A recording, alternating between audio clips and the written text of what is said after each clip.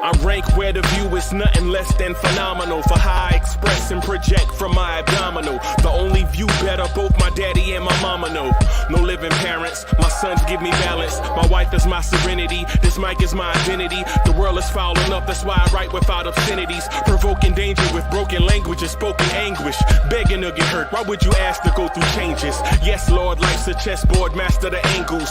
Control the tempo, be the one who holds the info. Acknowledge is just as deadly as machete swings. When spoken, the truth is as potent as that Medellin. While others swear the style is free, I just let it ring. Our time is undervalued, soldiers make us better kings. My fam's on my shoulder, reaching after better things. Today I take the shot, for them I'd rather set the screen. My mama told me follow my dreams. My daddy told me get it by any means. Stand tall, make him bow to a king. But I've evolved, you can see the resolve. Look in my eyes when you speaking to God. Life and for those who we caught up in using what I was taught with the muse. I guess they call it proving I'm more than an artist. Penciling out my darkest while stenciling out a harvest. And storing what gets me from A to B, just like garages. Instrumental with collages. Envision what I've been drawing. Broadway to give you rhythm like the great Lena on. So bent on, found comfort in the storm. Find peace and on when you see them others perform. Organized chaos. Okay.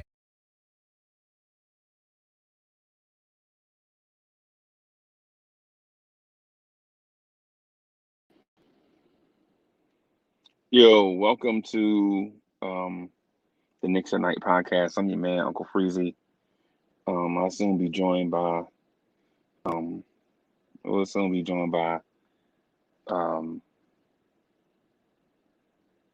somebody.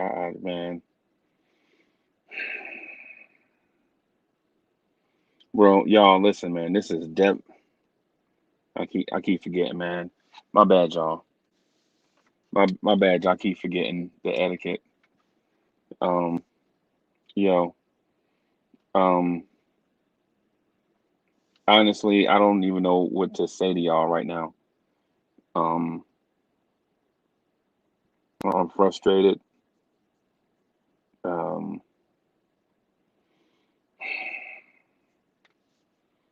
frustrated. I don't even know what to say to y'all, man. You know, am I hurt? Yes. Am I devastated? Yes. Do I feel remorseful? Yes. Do I feel like I'm in a grieving state? Yes. This loss to me feels like a bad breakup, you know. And salute to y'all in the chat too, by the way. I ain't coming on here, you know. I ain't coming on here to try to like stir y'all emotions or whatever. Hey, salute, Knicks man. Hey, salute, Nick for life. Salute, yo, Elvis Hoops. Ismail Rivas, salute. Oh my God, Ismail Rivas, what's good? Yeah, I put it on slow mode in settings. I put it in slow mode this morning. So I got the whole channel set to. But let me see if I can multitask using my phone. Let me see. Let me go back.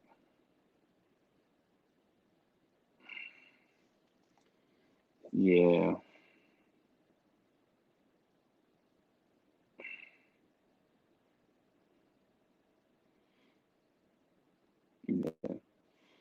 Sorry about that, y'all. It's not on slow mode. Okay. I have to figure out something. Hey, Ismail Rivas, I feel you. I feel you, Ismail Rivas.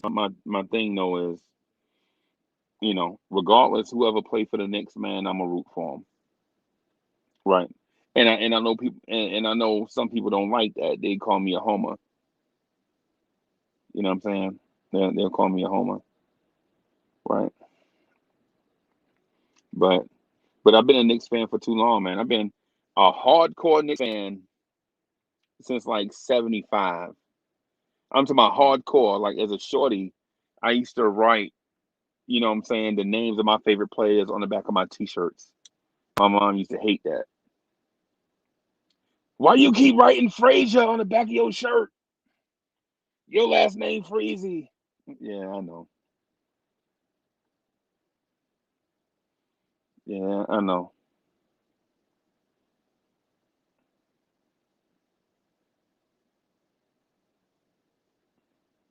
Yeah, Robert Paul, I feel you. I feel you.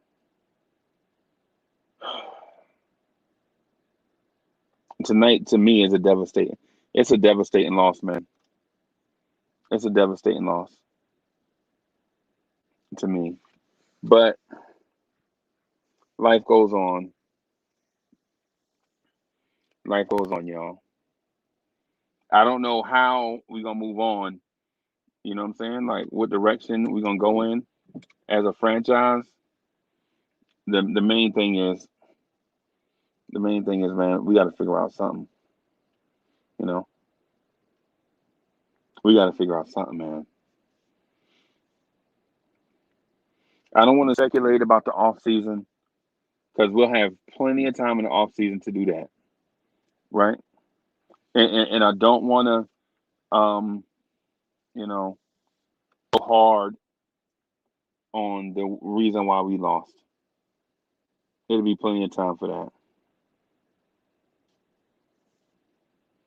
We have plenty of time for that. What I'm trying to figure out right now is Ismail Rivas making me laugh. Hey man, I see what y'all doing. Y'all trying to make me laugh so I can stop thinking about what the hell just happened. Hey, I get it. I get it. I get it. Yeah, Robert Paul. After all that trash talking, man, yes, I really wanted to get this game right. Not just because of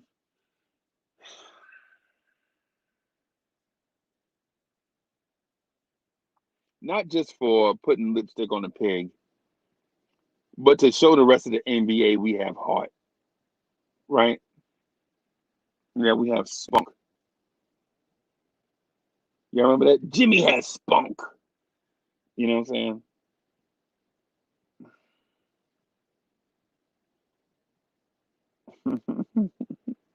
Hey, it's no Revis. I see you. I see you.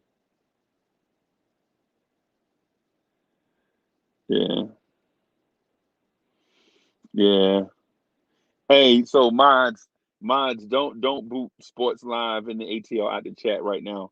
He just let them live, man. Don't boot Sports Live in the ATL because we did talk trash to them and they won. You know what I'm saying? So it is what it is. Don't boot them. You know what I'm saying? And yeah, Clint said enjoy your vacation. Yeah, I get it. We will. We will. Um, I'm trying to figure it out. Stephadon was good.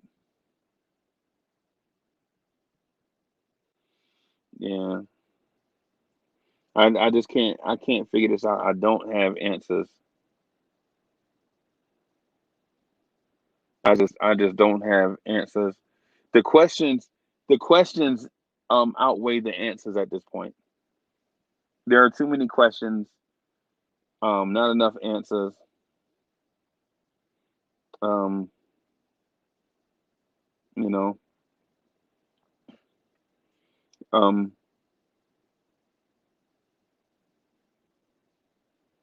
yeah, yeah, Neurosis Muse.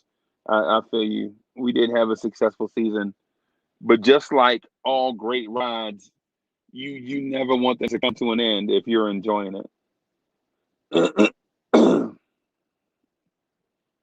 So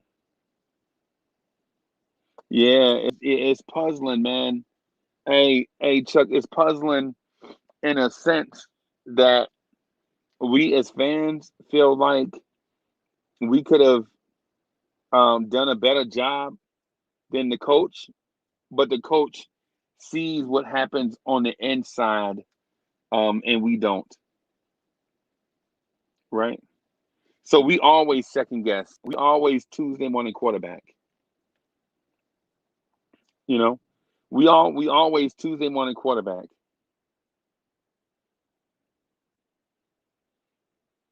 Hey, Long Island Sound, I feel you, bro. I feel you. I feel my man. I feel you. I feel you. You know what I mean? And I hope I'm not. I hope I'm not in a way um, poo pooing on something that we felt like should be good. You know, because as a Knicks fan, honestly, as a Knicks fan,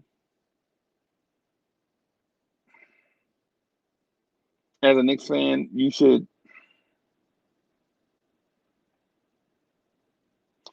rejoice in this moment, except you didn't feel like the rejoicing should start this early, right?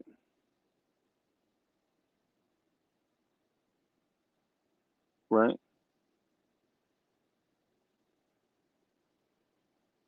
So you feel like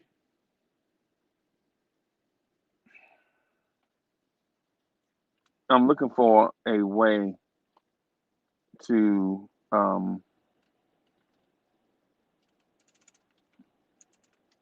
looking for a way to sum up what it is that's happening right now, and I can't quite find the words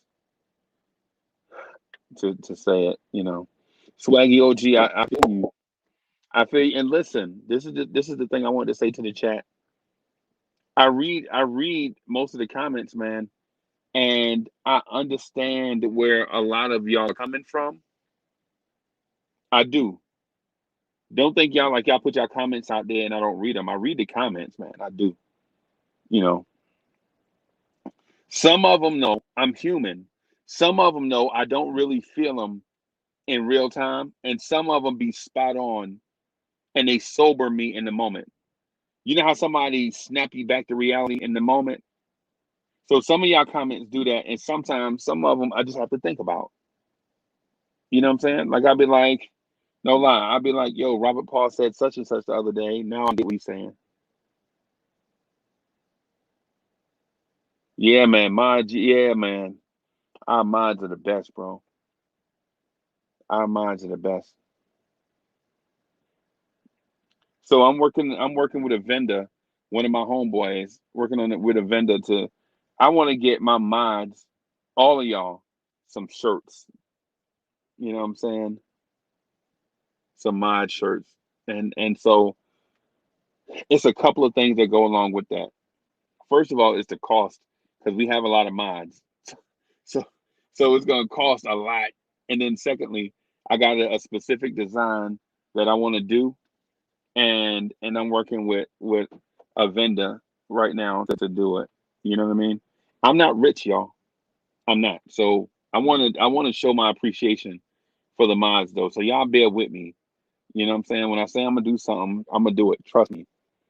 For the people that for those that have been around me personally so far, when I say I'm gonna do something, y'all know I come through. So you know.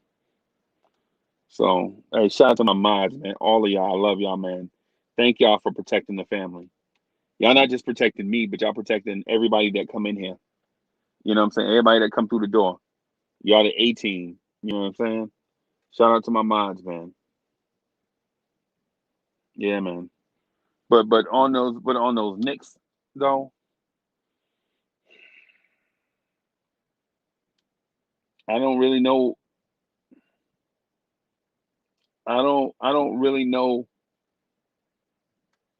how to express what I'm feeling right now.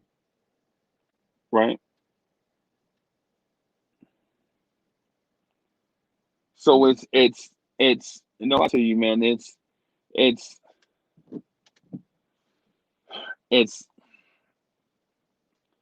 80% disappointment, 10% grief, and 10% hopefulness for next season. I guess is the best way to put it. And I know that don't make sense, but I'm trying to quantify what it is. Right?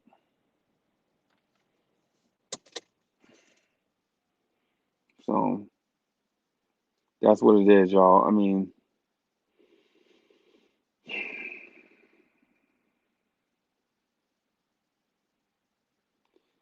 Saint 8, what's good? What's good? So how y'all feeling? Robert Paul says it's 100% what in the world is going on out here. And Chuck says I didn't want to go out like this. And me either. I didn't want to. Hey, that Beck is in the building. What's good, that Beck? What's good? Good to see you. Stephen Dunn. What's good? Illmatic says he's numb. Yeah, hey, man. Hey, you can drink if you want to, but I'm screening heavy.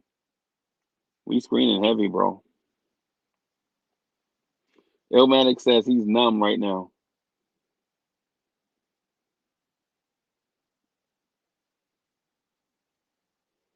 And CS Hoop says it's the beginning, not the end. We'll be better next year. I'm certain of that. Anudi 25, what's good? Kevin Taylor, what's good? What's good? What's good, y'all? Hey, Young Sai, what's good? What's good?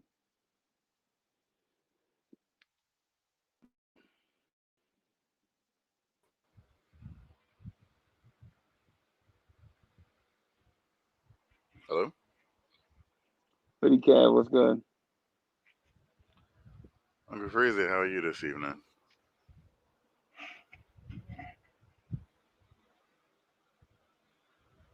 You all right? Man. I mean, No, I know you're not all right, but you had this look like of dejection. Yeah. Matter of fact, let me do this. Let me do this so people, so everybody won't be in the same mode as me. You know what I'm saying? So everybody won't be in this mindset that, you know. I'm How frustrated. Knicks man, Robert Parr, how y'all doing tonight? Shout out to you. Anudi 25, how are you doing this evening? Wapo all the time, Knicks. How are you? I'm sorry, Uncle Ray, I was shouting up the chat. Yeah. Those who show love. Yeah, I'm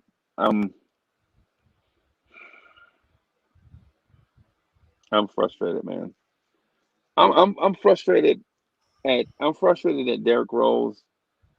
You Elvis. I'm frustrated at I'm frustrated at Julius Randle.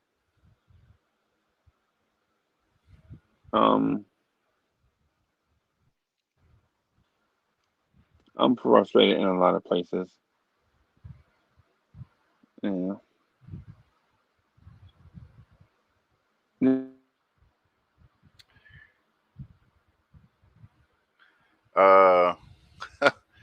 Long Island Sound. Good evening, Felipe 210, Nika for life. Everyone in the Knicks channel, how are y'all doing tonight? I know that everyone is down. It's a sigh. What's going on? Long time no see. Welcome back. Hi, Hoodie Kev. Young SY was good. I'm kind of upset that we lost, but I'm just gonna say we tried our best. Yeah, Yes. I'm with you, bro. We didn't lose by that much. No, we didn't lose by that much, bro. I ain't gonna lie to you though. Just the fact that you jumped on made me smile. You can't see it, but whatever. Oh. Yeah. Good job, Freezy. Yeah. Yeah. Hey, that Beck, what's good? Hey, nah, don't you put me on that TV. I'm not camera ready yet. Oh, whatever. We're Knicks fans. We're Knicks Julian fans. Blum. What's going on, Julian Blum? King Julian. Yeah. Hey, y'all. I had somebody walk up. They asking me some questions. I'm gonna jump out real quick, and I'm gonna jump right back in. I'm coming right back. Yes, sir. What's going on, Si? How you been? Good. Not much. Watching the game? No, he was too busy playing with some children. Playing with the Knicks was. See, you the reason we lost. No, because you wasn't watching the game. No, you and CP are the reason we lost. Well, we lost. Why is it because of us? What do we do? Cause y'all are haters. Haters? Yeah. How are we haters, young Si? Cause y'all always down in the team. Now we gotta wait till next year. So let me ask you a question. I don't know if you're too young to watch this. Have you ever seen a movie called The Dark Knight? No. Is that Batman? Yes. It's the one with the Joker. I have seen Batman. What? That's the wrong Joker. The wrong Joker? The wrong one. The real Joker. The real Joker is who? Are you gonna say Jack Nicholson? Jack Nicholson or Cesar Romero is the only Jokers. Heath Ledger, I think, played a great. But No, anyway, he's dead. The Joker in Dark Knight was just. Yeah. So the Joker in The Dark Knight said something, right? What did he say? He said, "I'm not crazy. I'm just ahead of the curve." And what does I'm that not have to do with the Knicks? everything. Honestly. Let me break it down. What that means. That means is Okay, so does that mean if I say, and I'm not saying if I say Reggie Bullock sucks, right? In January. Why does he suck though? Because he does. Wait, no, what does he? Why is Kevin Knox always on the bench? He's glued to the bench. They're gonna have to make a new stadium for him to get off the bench.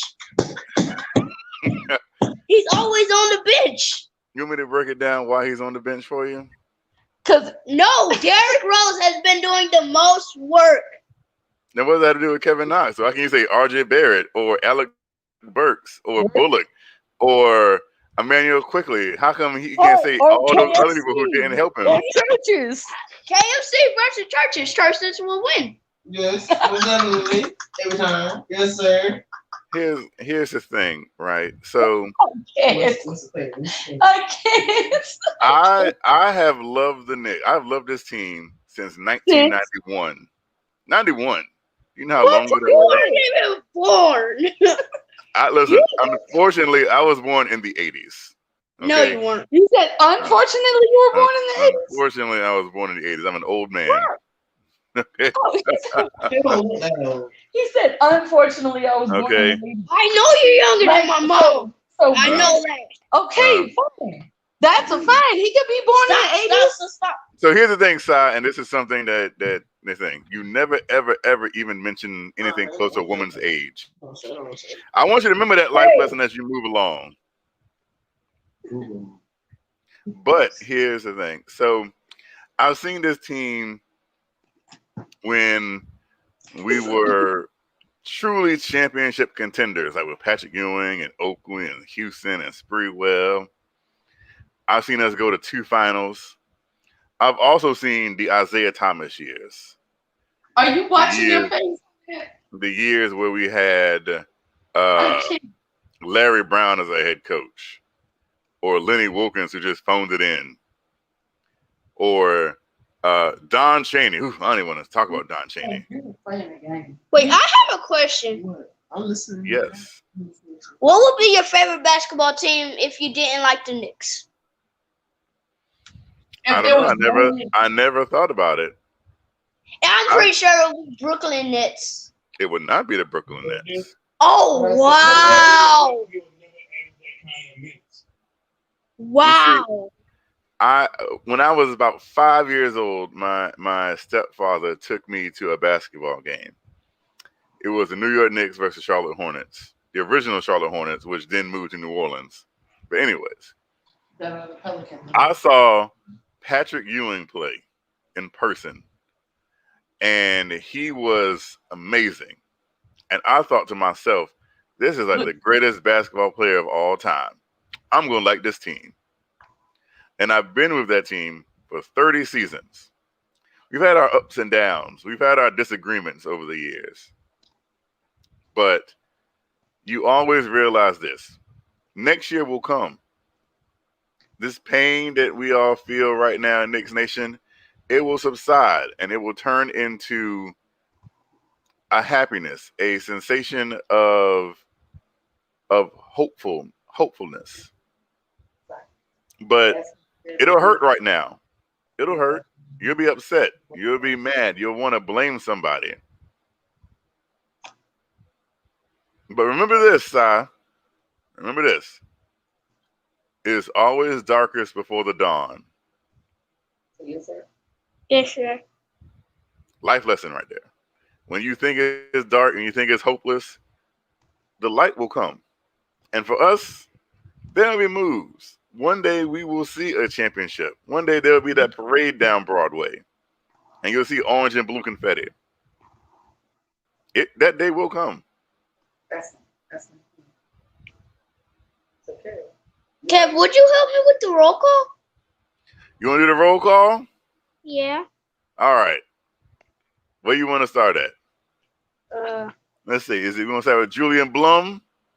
Let me see. Yes, sir. Yes, sir. Julian Blum. Julian Blum, what's up? In the building. He's in the building. Knicks man. Knicks man is in the building.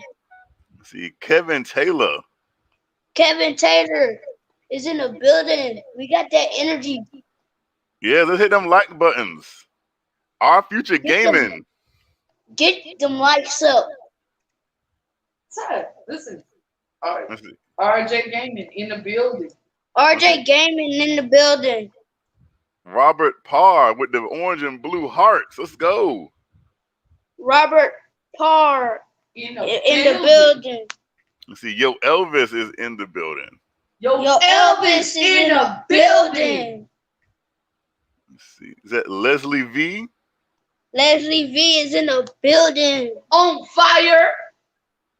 C-Mac. C-Mac in the building. Hey, Uncle Freezy. In the building. Hey, man. We was getting a roll call on me and Si. Trying to get the energy up. You know, we got a lot of depressed Knicks fans out there. Yeah, I'm one of them, man. I'm one Uncle of them. Freezy, Sorry. Uncle Freezy, Uncle Freezy. Freezy, you gotta smile, baby. I can't stand this. I know. I'm working on it. I'm trying. Eat a cookie. A chocolate cake. You know what made Uncle Freezy feel better? If he had some delicious chicken salad. Uncle Freezy don't like chicken salad. He like adult food.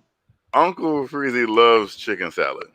He said he like adult food. Honey Kev. Hey, that is Yeah, adult Kev. food. Kev, I'm not 9, Kev. I gotta eat like a man. Chicken Nigga! salad is an adult food. Salute, nigga. Salute, salute. Good evening, ladies and gentlemen. Welcome to the New York Knicks offseason. In the building. You know, the off season isn't a bad thing. Off season is a start of new hope, like that Star Wars movie, A New Hope. Look at it like that. Kev, I feel you, but I did not want to go out like this. Like you. It was Capella talked trash and seemingly backed it up. on our home floor. Now, let's not get this. Let's not get this. Knicks fans were a little delusional. The Hawks had better young players than us. We missed Mitch in this series. I think he could have done some things for us defensively. That none of our other. I don't think that defense. Hey, is there Sai? You got to. There's a problem. Are you good? Okay. You got to turn the YouTube off. There's an echo. We are dead. Are y'all sure? I don't know. We're gonna die. Because there's you hear that echo? Yes. It's gone though. Because whenever I where's that? Nope. This is a lot of feedback. Yeah, hey, y'all might have to use headphones. Kill us all. Kill us. This is a lot of feedback. Kick us out. Yeah. And then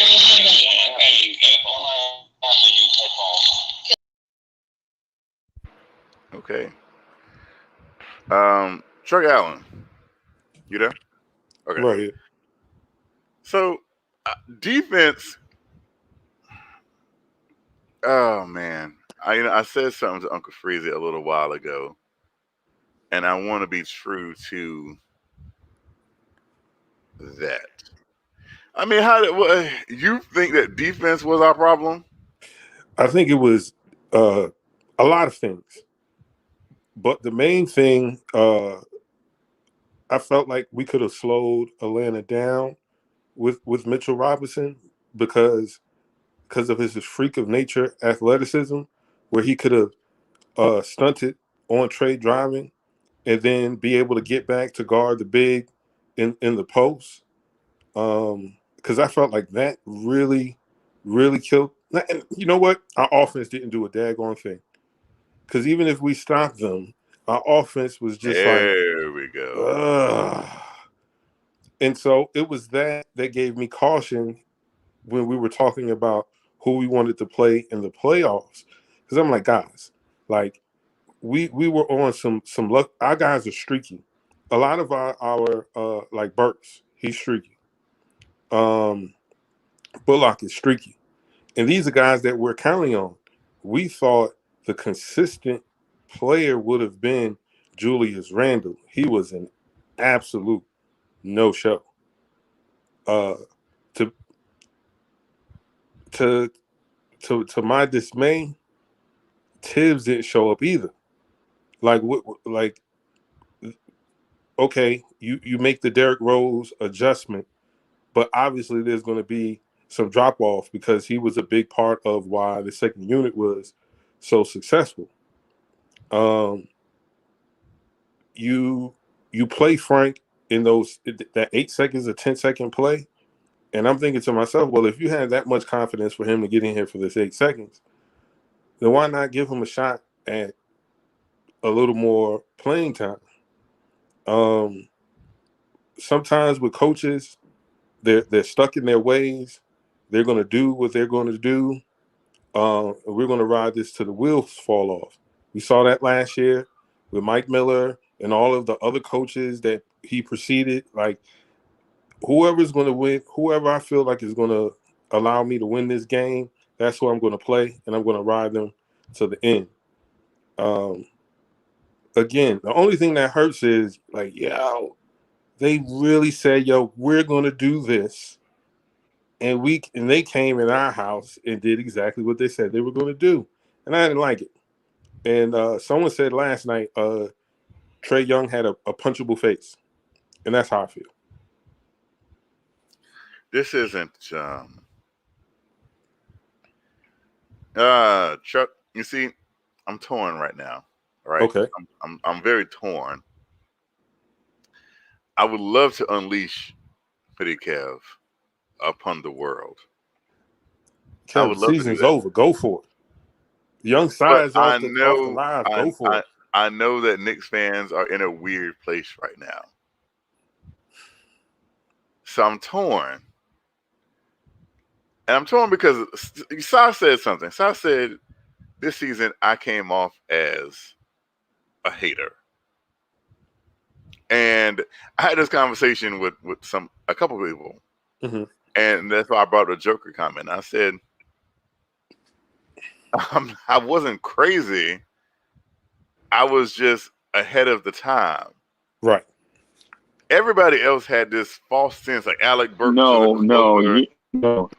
and you are not. You are not ahead of the time. He's trying to say I'm he's smarter than definitely him. No, you ahead crazy. of the time. Because I You saw crazy. what nobody else wanted to see. Like you didn't want to see. And I kept saying, Tom Thibodeau won't make adjustments. Oh, he'll do this and da. And I'm like, no, Tom Thibodeau is not going to make adjustments. How long? Check the tapes. It's on how many different tapes? I said it. And then the playoffs come, and everyone's like, how come Tom Thibodeau's not making adjustments?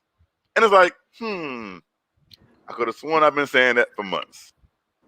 I said, Reggie Bullock and Alec Burks are journeymen. And when you need them the most, they're not going to show up. How many times has Hoodie Kev said that? You did say and then that. When you need them, where are they at? Where? So yes, Uncle Freezy, I said I was ahead of the time because nobody else wanted. Y'all thought I was hating. Y'all thought that I was crazy. Like I'm just being no. I was telling you when the moment comes, this is what is going to happen. This is what's going to happen. And nobody believed it. Everyone's so caught up in the 9-game winning streak. Everyone's so caught up in this dream fairy tale kind of season because we've been really bad for 8 years and we finally start winning. And I'm like, no, what you're seeing is not going to work because you cannot play 1995 style basketball in 2021. The Knicks haven't scored 100 points in 3 straight games. But 3 straight games in 2021, we have not scored over 100 points. If this was 25 years ago, yeah, we probably would have won. But it's not. Tom Thibodeau, in my opinion, did not move us forward. Not with his style of basketball. And not everybody wants to be hurt and sad and upset because the inevitable happened. It happened. Hey, Chuck Allen, I'm about to boot this dude out the chat. What's good, Chuck? I'm about to boot this dude out the chat right now. Do you want me to leave? Because the truth hurts? I'm sorry that the truth hurts. I apologize that the truth hurts.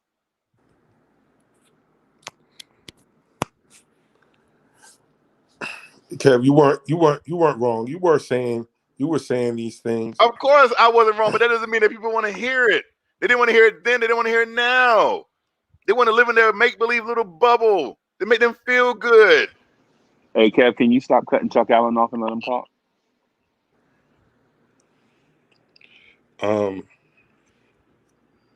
Yeah. Here's the thing, Kev. You got everything that you just said. I agree with. We were definitely on a high, as far as sucking so much that every win felt good. You know, especially when you have casual fans that don't know nothing about basketball, but we're the punchline of every joke. You go, if you watch any sports show and our name is brought up, it's in a joking or a disrespectful manner. So anytime that we got a victory, it was almost like, yeah, you know, stick it to you guys. But I wasn't unrealistic. Something you have to understand, our fan base is I don't even know what the percentage is at this moment, but we have a lot more guys that lean on the delusional side.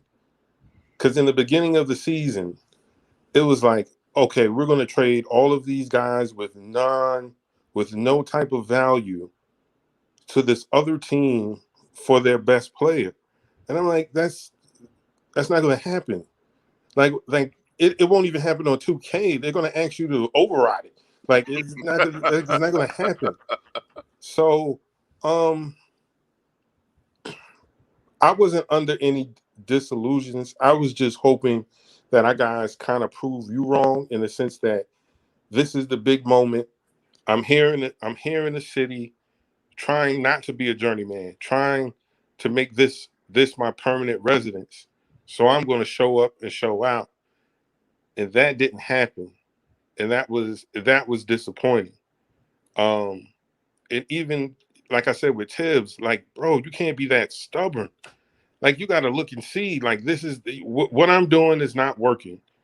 Anything that you consistently do expecting a different outcome is insanity. And so, uh, to an extent, we've been drinking the insanity juice together. After the, all right, Kev, not you, Kev, not you. But after the game 3, I was like, oh boy, we can't have 3 guys not contributing. We can't have if we're thinking Derrick Rose is really about to turn back the hands of time and turn into, the 2013 Derrick Rose or 2014 Derrick Rose, like that is not happening. And we shouldn't expect that. But I just didn't want to go out on our home floor after this. Dude, you got traded from Houston. Houston didn't want you. You're in Atlanta, and then you're talking this big boy talk. We're going to bully them, and we're going to get the win. And they did exactly that. Now, that hurts my pride. Like, we don't no more fight than that. Coach, you don't have that. My back is against the wall. Let me throw something against the wall to see if it sticks. Try just anything. But you're right, Kev. You pointed all this out in the beginning of the season. Tibbs doesn't make adjustments. These journeymen they're not even starters on other teams.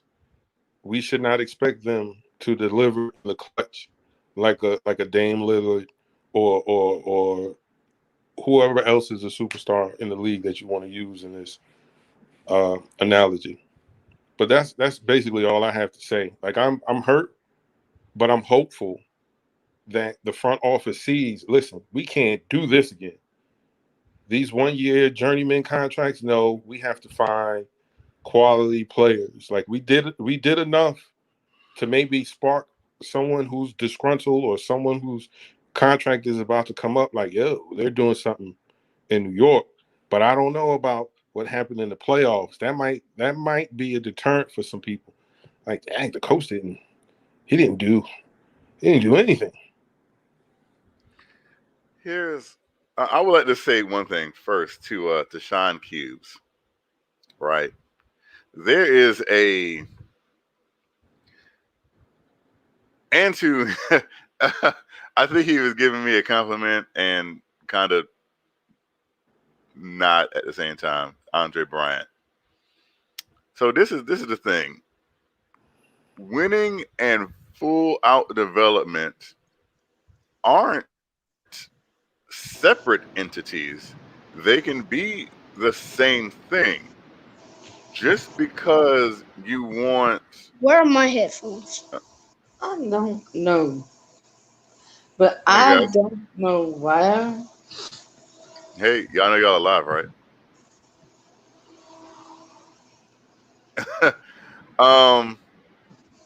Just because you want the kids to play does not mean that you're going to lose.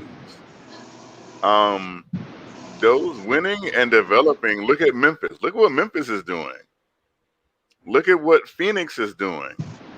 They're young and playing their kids through the adversities. Like Charlotte. Charlotte is in the same position. Being young and playing through the adversities doesn't mean that you're lottery bound. That is what true development is. And if you have the right development, then you'll be fine. There's no reason in believing that because you're playing someone who is a younger guy, like you want to play Obi more minutes. Because here's the thing, Obi was a bright spot this playoff series. Right. Like this game, Obi was fine. And you know what Tibbs did? Come here, Obi, let me put Julius back in so he can have some more turnovers.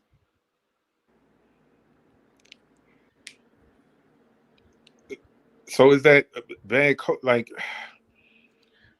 that's not being able. That's like telling a joke at a funeral. You know, not being able to read what's going on because you're stuck in your ways. And I understand that Julius is a star, but sometimes the star doesn't have it. If somebody else has it, that's who you go with. Emmanuel Quickly had it tonight.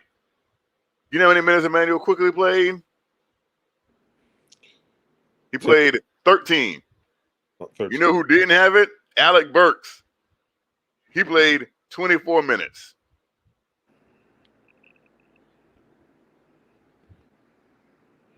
And so I've said all along, I said, Tibbs doesn't trust these kids. He doesn't want. There was an article, and it was like he would have traded them all. Reggie Bullock played 40 minutes. And guess what? Reggie Bullock didn't score in the second half of the game. He did not score in the second half of an elimination game. Yeah. And that's who y'all want to re-sign. Y'all want to re-sign a 30-year-old guy who's had major back surgery to a multi-year deal. You want to sign a Alec Burks who is this what y'all really want to do when it's down? Now that it's right in front, now that the mask has been ripped off and you can see finally through the haze that y'all been looking through all season. Let me ask you this, Kev. So was the regular season fool's gold?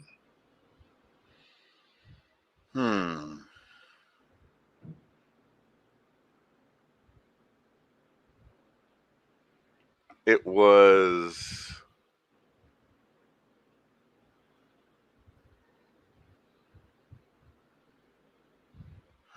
yes and no. Okay. Hey, Chuck Allen. So Chuck Allen, what we fail to realize here is when a lot of the young guys were getting heavy minutes, we were 2-3 games under 500. When we started playing the veterans, we finished the season 10 games over 500. So when guys like Kevin Knox were getting heavy minutes, the Knicks were 2 games under 500, right? Think about what we're hearing and think about what we actually did. When Mitchell Robinson was the center, when Mitchell Robinson started at center, we were a 500 team, right? When Kevin Knox was playing 20 minutes a game, the Knicks were 2 games under 500. That's a fact. That's not something I just made up. That's a fact, right? So when we go all veterans, we finish the season 10 games over 500. Yeah, when you play all veterans, you lose in the first round to the Atlanta Hawks. And these veterans that you want to play that got you to 41 wins don't show up. That's a fact.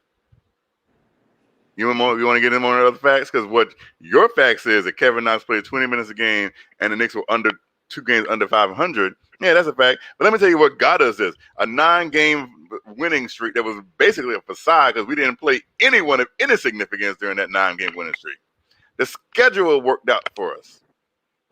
We are the kings of mediocrity. Hey, somebody hear that baby crying? Somebody got a baby crying? And it's called Uncle, and that baby is called Uncle Freezy. Somebody hear baby crying in the background? No, what we just heard is, how you gonna say no when I'm talking, bro? That's what I was talking to you about on the telephone. You gonna cut me off and say no? What's going on? You sound crazy. That's what I'm saying. You sound like a hater. I sound you know crazy. What I'm saying? That's a hater because I was right. No, Okay. you're I didn't know being right means a hater. no, you delusional and in a even evil villain type of sense. So the Knicks lost, you got eliminated from the playoffs, and you get on kicking people while they down. Who am I kicking exactly? The Reggie Bullocks of the world who deserve to be kicked? Am I kicking the Alec Burks of the world who deserve to be kicked, or the Nerlens Noels of the world who deserve to be kicked, or the Taj Gibsons of the world who deserve to be kicked? Because I could have sworn. Oh, okay, you're in now. I could have sworn, Uncle Freezy, that somebody was like, "Don't blame Julius Randle, blame A, B, C, and D." And so now when I'm kicking A, B, C, and D, you said, no, don't kick them when they're down. Show him. So which one is it, Uncle Freezy? Hey, King Simba, thank you for the $13.99 super chat. He says, all I got to say is what an outstanding season. What people fail to remember is this team was not projected by anyone to even make the playoffs. Be proud, New York 100. From a Raptors fan. Huh. Thanks, Raptors fan. Yay! Word. Say yay. So yes. Say yay, Raptors fan. That's what it is. I just don't know what Uncle Freezy wants, right? He just wants to be sad and recluse. And I guess it's too soon, right? It's like when someone passes away, it's like, oh, I can't make that joke because they just passed away, but I can make the joke like in 2 weeks.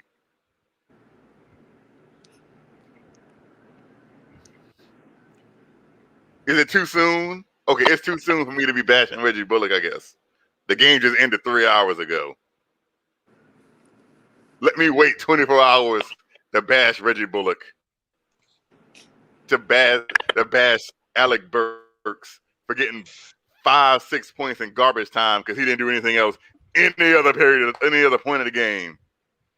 Let me bash Nerlens Noel, who is on the ground more than any other NBA player I have ever seen in my life. Chuck Allen, have you ever seen a player on the ground more than Nerlens Noel? Mitchell Robinson. I don't know. I don't think Mitchell Robinson on the ground more than Nerlens Noel. Nerlens Noel is on the ground every other possession. But Kevin Knox on the ground so much. Kevin Knox is on the bench. You're right. You're right. That bet we lost the series because Kevin Knox is on the bench. Yep. That's why we lost right there. You pointed it out. Kevin Knox is on the bench, and that's why we lost 4-1 to the Atlanta Hawks. It's not because Alec Burks didn't do anything. It's not because Julius Randle didn't show up and almost had a triple-double with his 8 turnovers tonight.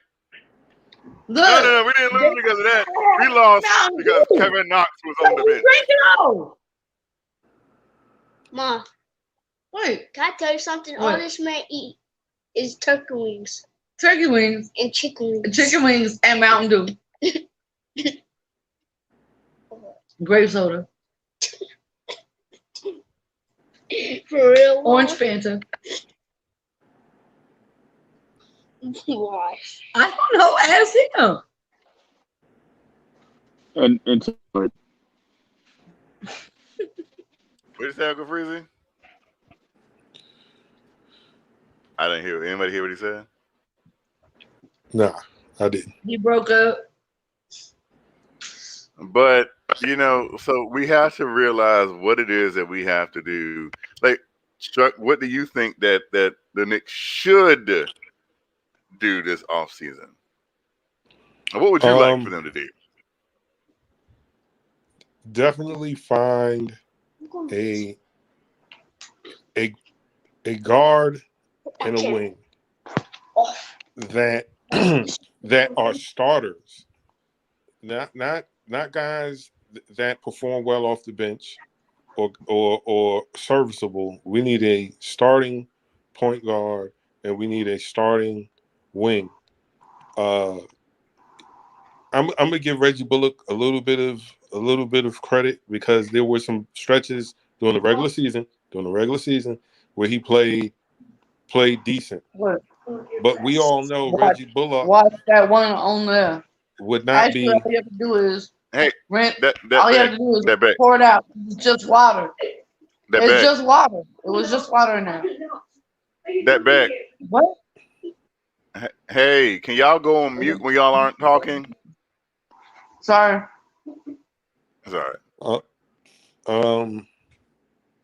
So yeah, get like Reggie. He did okay in the regular season, but we all know that he's not a starter on another team.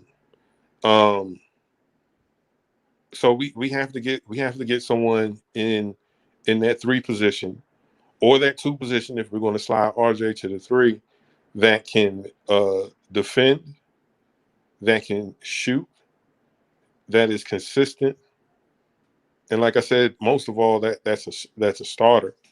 I don't know if we draft that guy. I'm not with bringing in any more players over 30 to necessarily start. I know the big talk right now is the Blazers, they got bounce. They're going to blow it up, and we need to go after Dame Lillard. Well, It they doesn't matter. they haven't been bounced yet. Almost, but not yet. Almost. They're down 3-2. Almost. I mean, you put up 50, 55 in a double overtime, and you still lose they lost by like 8 or something It like went into that. 2 overtimes. I think it was like 7 or 8. I'm not 100% certain. Like I love Dame Lillard. I love his game, but I don't think he's going to take up half of the money that we have available. So And I don't understand. And is that a bad thing? I mean, is that a bad thing? No. But who do we help fill out that team? Because think about it now. He at least has CJ McCollum out there in Portland. Let me get this super chat right quick. Go ahead. Thank you, Julian Blum, for the $19.99 or as City for say the $20 chatter platter. We had a great season, but the team that we have is not a championship team, and that's what we want. So let's have a great off season and find our players. Agree to that, Julian Blum. Agree to that. I'm sorry. Go ahead, Chuck Allen. I had to get out of the way. Nah. I'm agreeing with Julian Blum. We have to find, first of all, what is our offensive identity? What type of offense that we're running? Because you think, this NBA player, he's great. He should fit this coach's system because he's a great player. And wrong. We saw that when D'Antoni was the coach. Hey, Chuck we got Melo. Chuck. Hey, Chuck, let me answer that real quick. So the Knicks run two separate things. We run a high pick and roll, right? And we run that about 55 times a game. And we also run a high isolation post offense. Okay. So we need to. I'm sorry. Go ahead. I'm sorry. We need to find guys that thrive in that system. Guys that not only thrive but have an upside, like they can still get better. Because just plugging and playing guys doesn't necessarily work, and it's not something sustainable. You can have disgruntled guys like, yo, I should be doing this because I'm great at this. I don't know who the players are. I have in mind some guys that I like. I would prefer a center that has an offensive repertoire.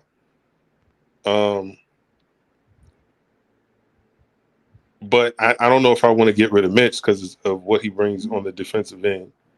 And but if we're going to have to eventually pay him $17, $18 million, I'd rather give that to someone like Miles Turner, in my opinion. With that is, so the offense that we run now, is a byproduct of the personnel that we have, right? Okay. We run the high pick and roll or the high post option because our best player is a power forward and we run the offense through him.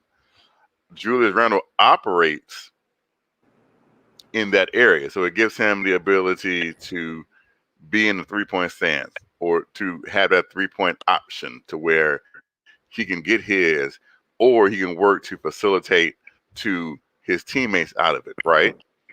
But we saw in this series how that only works because the attention that he brings like I think I said this last night to Hadouken.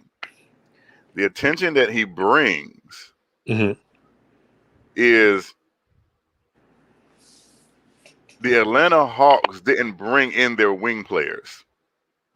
So the Kevin Huerters and the Bogdans and the Hunters, they stayed home. Right. So the Reggie Bullocks and the Alec Burks, they didn't have the wide open shots that they normally get because the wing players stayed at home and didn't come to collapse and double on Julius. Right? Right. And because Reggie Bullock can't create his own shot, can't dribble more than 3 times in a row for a turnover or a travel or something. Yeah. He's very limited. And they know that he's basically just a catch and shoot player. That if you get on him, and because Reggie Bullock is not the type of player that's going to raise up on somebody, right? He has to be open because if he's not open, he ain't taking it. Like Steve Novak. Like Steve Novak. So that's when you have to do. Oh, hold on. I'm sorry. I'm trying to set my TV. It's not working the way I want it to. That's when we have to get creative, right? Let's say you got a Damian Lillard.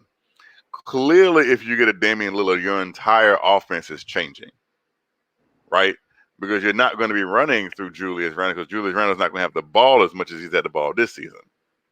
It's going to be in Damian Lillard's hand. The issue that I feel is I'm going to put this out here, and this is after midnight, so this is day 1 of the New York Knicks offseason. Okay. I believe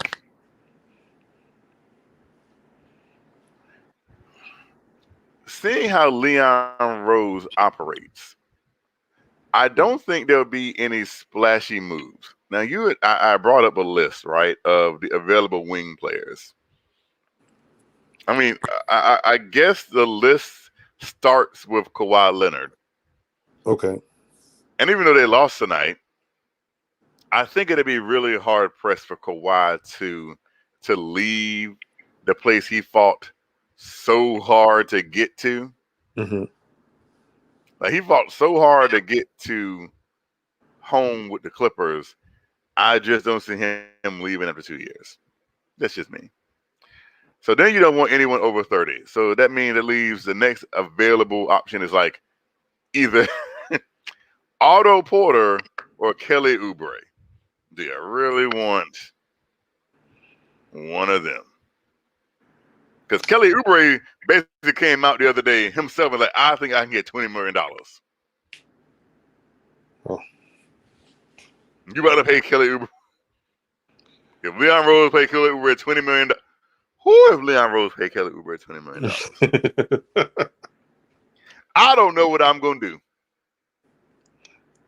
I'd rather bring back Dougie McBuckets. I don't know if he's a free agent. So Otto Porter, no. Kelly Oubre, no. Well, Doug McDermott is a free agent. I still don't think he's a starter, though. You got Stanley Johnson, Mo Harkless, no. Nicholas Batum. That's really all of the gettable small forwards. So that means we're going to have to draft a small. That forward. means Kevin Knox come on down. Well, then I think that's what the front office needs to do. Sign no older players. Sign the young guys. And well, Tibbs, this is what you got. You did it last year. You took what you had and you made it work. Well, you have these young guys. I don't necessarily want to give up on Kevin Knox because I don't think he's had the consistent development. But then again, I could be wrong. Maybe it's a pipe dream. Maybe it's because I want him to be something. Because we took him so high, you know. Let me get this. Thank you, Paris Duggar, for the $5 super chat. He says criticism is okay. Kev is way bugging. We made the playoffs with one player making over $10 million. Getting playoff experience was amazing for us.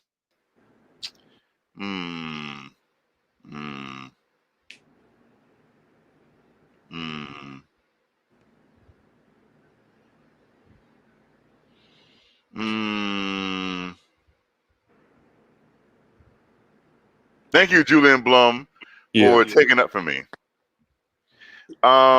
He's right. The thing. Who? Julian Blum. He's right. This is the thing, right? And before Uncle Freezy comes and tries to hush me up, this is why I believe. Okay, there's a video. I have a video clip from Game 4 when Kevin Knox was on the court. Okay. If you are under the belief that Tom Thibodeau has spent this season erasing all of the bad that David Fizdale and Mike Miller did to Kevin Knox, and he's took this time to rebuild Kevin Knox in the offseason.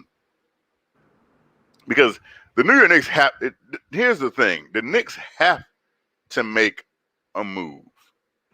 They can't stay in the same place. Because how are you going to feel next year they stayed in the same place and had another first-round exit? And didn't do anything progressive. Just came back and they re-signed Bullock and Burks and Nerlens Noel and D. Rose and did it all again next year, and the same thing happened. Are you going to feel like we're making progress, or are you going to be like, how come we ain't do nothing different? That would be the talk. I know I would say that. Like, what did we do? Exactly. So you can have, because next year will be back to an 82 game season. So you'll probably have 44, 45 wins. You'll probably be between 4th and 6th, 7th in the playoffs next year. Because let's not pretend that the New York Knicks are the only one that's going to be making moves either. Right. So other teams are going to make moves to try and get better also, because everyone else is trying to get to whoever's going to win a championship this year. Right. Right. That's if you're a top 3 seed or something in the playoffs, your ultimate goal is to win. So you're going to do things to get better. So what can the Knicks do to go from here to here? Because even though we were a 4th seed, I wouldn't say we were an upper echelon team. You know what I mean? It was 3 of us tied for 4th. Yes. It took some losing and all this for us to even get the 4th seed. Number 4. So right. Would you say that the Knicks, were in the same class as the Philadelphias, the Milwaukees, the Brooklyns? No. No. No, not even but close. That's the class that we want to get to. Right. We want to get to that class. That's why I feel like we have to. The move that we make has to be a significant one. It has to be something that's, because nothing small is going to help this team, right? Nothing small little moves aren't going to help because the Knicks have so many free agents. Mm-hmm. All the vets that, whatever, are free agents. And so What are you going to do? Because drafting a player at 19, 20, 21, 22, that player is not going to move the needle, right? He's not going to move the needle to put us in that class. Because from my understanding, from everything I've heard about this draft class, is outside of the top 5, it's a bunch of projects.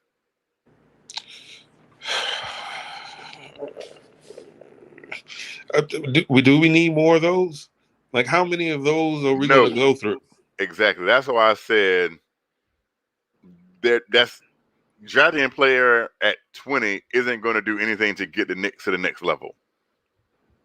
And you can say, "Oh, we drafted Emmanuel Quickly at 25," but Emmanuel Quickly's impact as a rookie wasn't the thing that moved the needle. He helped us win games, maybe 4 or 5 in the grand scheme of it, right? The Knicks need to make a Damian Lillard type of move, or dare I say, a taboo name, Karl Anthony Towns. Taboo, right? Me and my brother were arguing about that, about Karl Anthony Towns. But go ahead, Kev. Let me let you finish. Go ahead. Why were you arguing about Karl Anthony Towns exactly? He said Towns is soft. And I was like, I'm not going to necessarily deny that, but what is soft, if I may ask? He gets pushed around. He should be more dominant for his size and his skill set. And I'm like, it takes some people some time to figure the NBA as a whole out. Because if you come in highly touted, and an organization may bend to your beck and call, you may see yourself in a position that you haven't necessarily worked yourself into. You understand what I'm saying? Like, even Julius took steps every year, but it wasn't until he got here and in this position right now to realize, like, yo, I still got a long way to go. So let me throw some numbers out here to you. This is so Karl Anthony Towns has been in the league since 6 seasons. He's averaged 18 and 10, 25 and 12, 21 and 12, 24 and 12, 26 and 10, and this year about 25 and 10.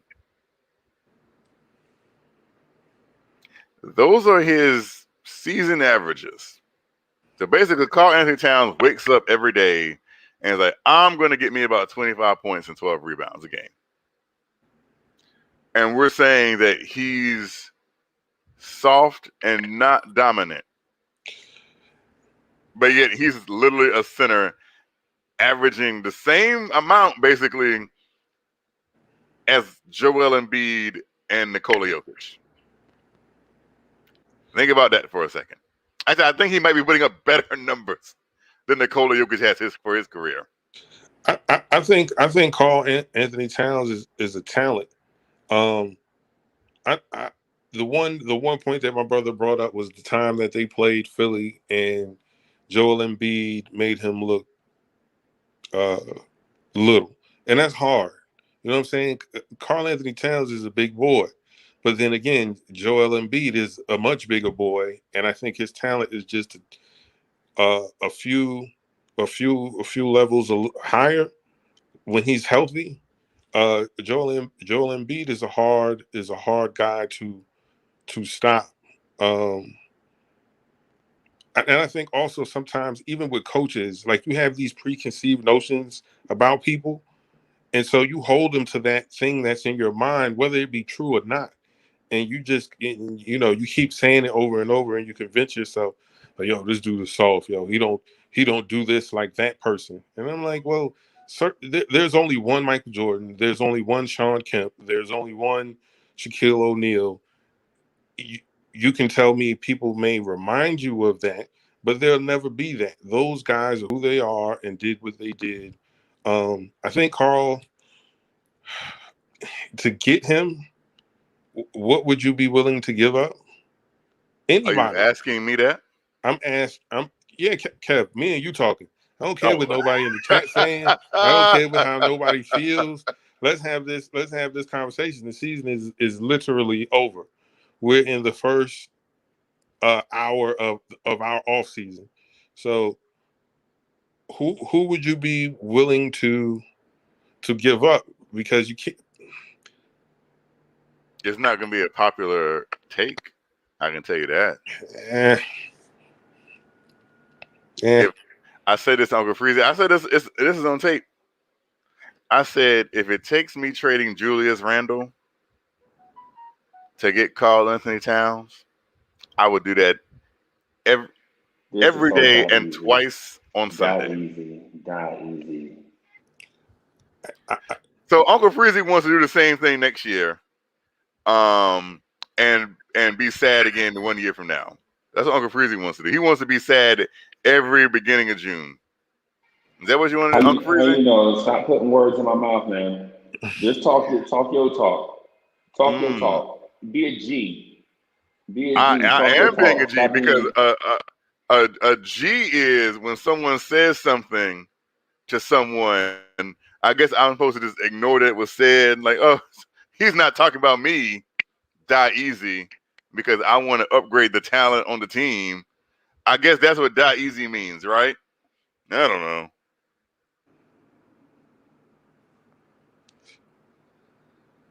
Chuck Allen. But yes, so because here's the thing about Julius. Julius had a great season. Great season. I'm not taking anything away from the season that he had, right? But Julius is a good player that has worked hard to get to where he is, right? Right.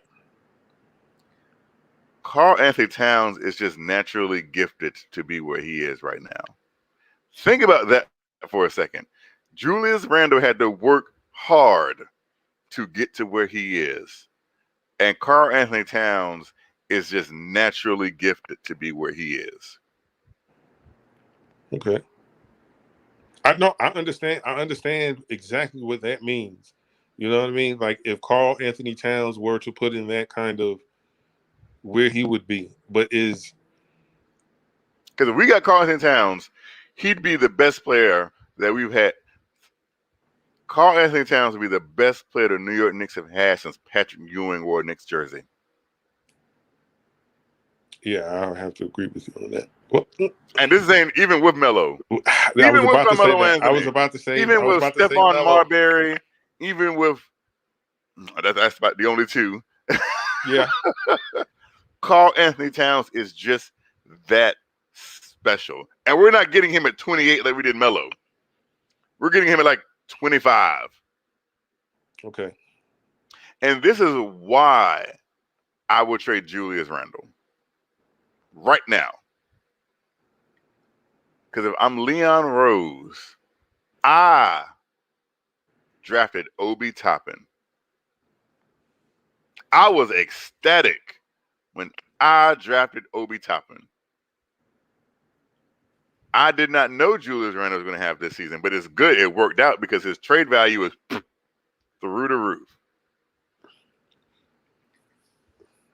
If you get rid of, and people think like if you get rid of Julius, Obi Toppin has to replace Julius Randle. No. Karl Anthony Towns has to replace their production from Julius Randle. That's only a plus for Obi Toppin because the thing, the second year of Obi Toppin has ever been, he's been phenomenal. Okay. Phenomenal. The second year he's been somewhere. You can see now Obi Toppin in this playoff series, this moment was never too big for him. No, I agree with you 100%. Obi was one of the few players that this moment was not too big for him. And you can see like if this kid gets if you can see if he just focuses and lose the stars in his eyes, this kid is going to be special. Obi Toppin is going to be special in this league. And he's going to be more special than what Julius Randle can, because Obi Toppin has star power. Because Obi Toppin can headline highlights on SportsCenter. And that's what if you guys say, what is a superstar? Like, a superstar is basically a player that you can market, a player that looks on highlights, that you see doing amazing things. That's what a superstar is. Julius Randle will never be a superstar. Daryl Pemberton, thank you for the $20 super chat. He says, hard work beats talent when talent doesn't work hard. All day, every day, Knicks' future is bright. It wasn't our time yet, but it's coming. Well,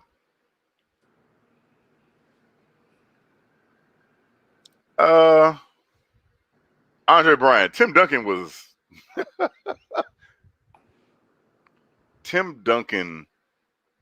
was so good that he didn't need, his nickname was the Big Fundamental. Like, Tim Duncan was so good that it was like, that's how good Tim Duncan. I saw Tim Duncan was his second year in the NBA leading a team to a championship. His second season, beating our Knicks. Outside of my own eyes, like, man, this kid right here is special. I didn't know he was going to be a 5-time NBA champion and now Hall of Famer.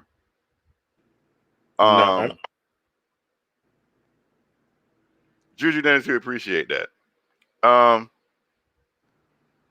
So the thing about it is this, and people have this narrative, right, that Tom Thibodeau and Karl Anthony Towns' tenure was a disaster. I'm one of those people. Break it down for me, Kev. Well, let's look at their almost 2.5 years together. So the first year, like any kind of rebuilding situation, didn't go well. Right. But I think that he bought into what he wanted, because the second year they made the playoffs. They would have been a 4th seed in the West had they not had a slew of injuries at the end, right?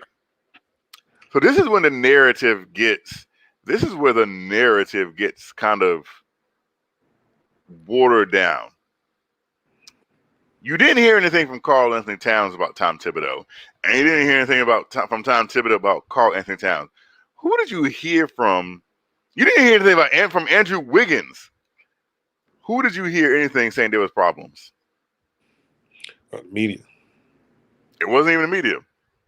It was Jimmy Butler. Oh, Jimmy Butler, yeah. Jimmy Butler is the only one who ever said anything negative about what was going on within the Minnesota Timberwolves. Andrew Wiggins didn't say anything. Tom Thibodeau basically earlier this year said, I have no problems with Karl Anthony Towns if he were to come here. Tom Thibodeau said this out his own mouth. Yes, like he did. 2-3 months ago. He did. Jimmy Butler, who I'm not going to say is, we've elevated Jimmy Butler to like everything he says is just like God's word from the mountain. Right? Like, who are you, Jimmy Butler, in the first place? What have you won or did? Nothing. So Jimmy Butler talked this talk, and then the narrative was Tom Thibodeau and Karl Anthony Towns don't get along. No, Tom Thibodeau wasn't fired from Minnesota because he didn't work with Tom Thibodeau. He got fired because it's the Minnesota Timberwolves. Okay? The same team that legit fired a head coach after a game and hired a whole new coach the same day. Not an interim coach, a whole new coach from outside the organization. That same Minnesota Timberwolves. The statistically, while winning percentage, the worst team in NBA history. Hey, everybody. Y'all were watching the Knicks at Night podcast with your man's Uncle Freezy, Hoodie Cav, Knicks for Life, a.k.a. Chuck Allen, Paducah Sharon is in the building. What's good? If you like what you're hearing, smash that like button. If you see a like button, beat it up. Subscribe to the channel. Right? Sharing your social media. Let's continue to grow this family. You know what I mean? Turn the notifications on. Kev just went on a rant, kicking us while we down after not even 24 hours after a playoff loss, about going to get Colin Town and something random about Tom Thibodeau. Hadouk and Sharon, what's good? What's good? I know it's kind of, today's a depressing day, but I mean, I was more mad going down 3-1 than losing today, to be honest. So I'm not as upset as I was before. I still wanted to try to I'm get fried, bro. Yeah, I was already like pissed since the third quarter because I already knew we were gonna lose that game. So I'm chilled down. Yeah, I'm fried. Yeah. Hey, Chuck, I'm sorry to be Debbie Downer, bro, but I'm fried, man. Like, no matter what we talk about right now, I'm just here in spirit, bro. I just don't have the energy to, you know what I'm saying, to all the talk, everything we talked about tonight. I'm just going along for the ride, man. I'm sorry to the the worst part about it? I'm spent.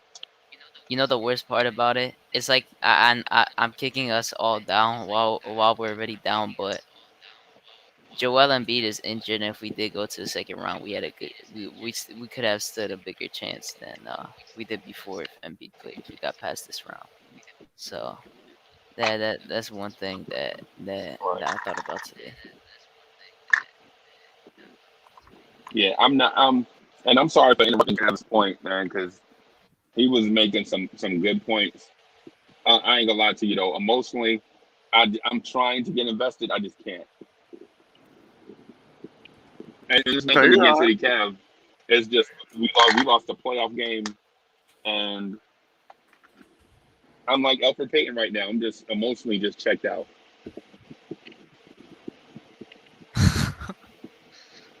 Philly's still going to smash Atlanta in 5. Yeah, they are. The only thing about tonight that really had me that had me pissed was the calls that I got immediately after the game was over. I had 2 family members call me like, the Knicks, and I'm like, but you don't even watch basketball at all. So why are you calling me? You should be in bed. Like, why are you calling? Just to rub it into, like, I'm not sure how many New Yorkers live out of town, but I lived in South Carolina for a couple of years, and when people found out that I was from New York, it was ridiculous. You either had people that really liked you, or you had people that really, really hate you and said crazy stuff. Right. Every single person that wanted to fight me, their go-to line was, "Oh, you think you bad because you're from New York?" And I'm like, dude, like, if you fight me and I lose, it doesn't mean you can go to New York, go to Brooklyn or Harlem or Queens or Staten Island and beat everybody that's there. I'm just a dude from a city. What's the problem? Y'all think y'all arrogant, y'all talk too much. And I'm like, well, that isn't everybody, you know? And so people, when it comes to the Knicks, they don't like New York. So they just want to definitely kick dirt on us while they think that we're down. I feel like we're gonna learn. We have to learn from this. The front office has to look at what happened and decide, okay, well, we can't bring this person back. This is exactly what we need for this position. And this is how we need to move forward. To bring everyone back like some people were suggesting, we'll have another first round exit or miss the playoffs entirely.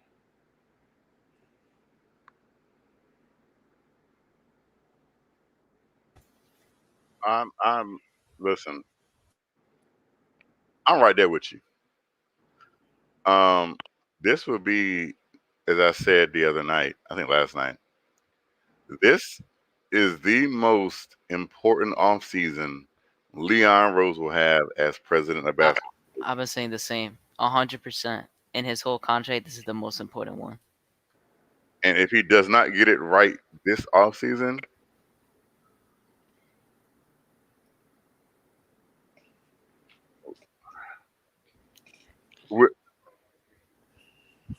I don't even know. Like we, It's kind of crazy to me just thinking that we were just talking about the game like yesterday, and now like I'm fine with it because I was talking about it earlier too. It's crazy how we just had our team playing and now we transitioned to this period. That's funny to me. I've been on this period for a long time. Nah, I've been on it too. I have been waiting.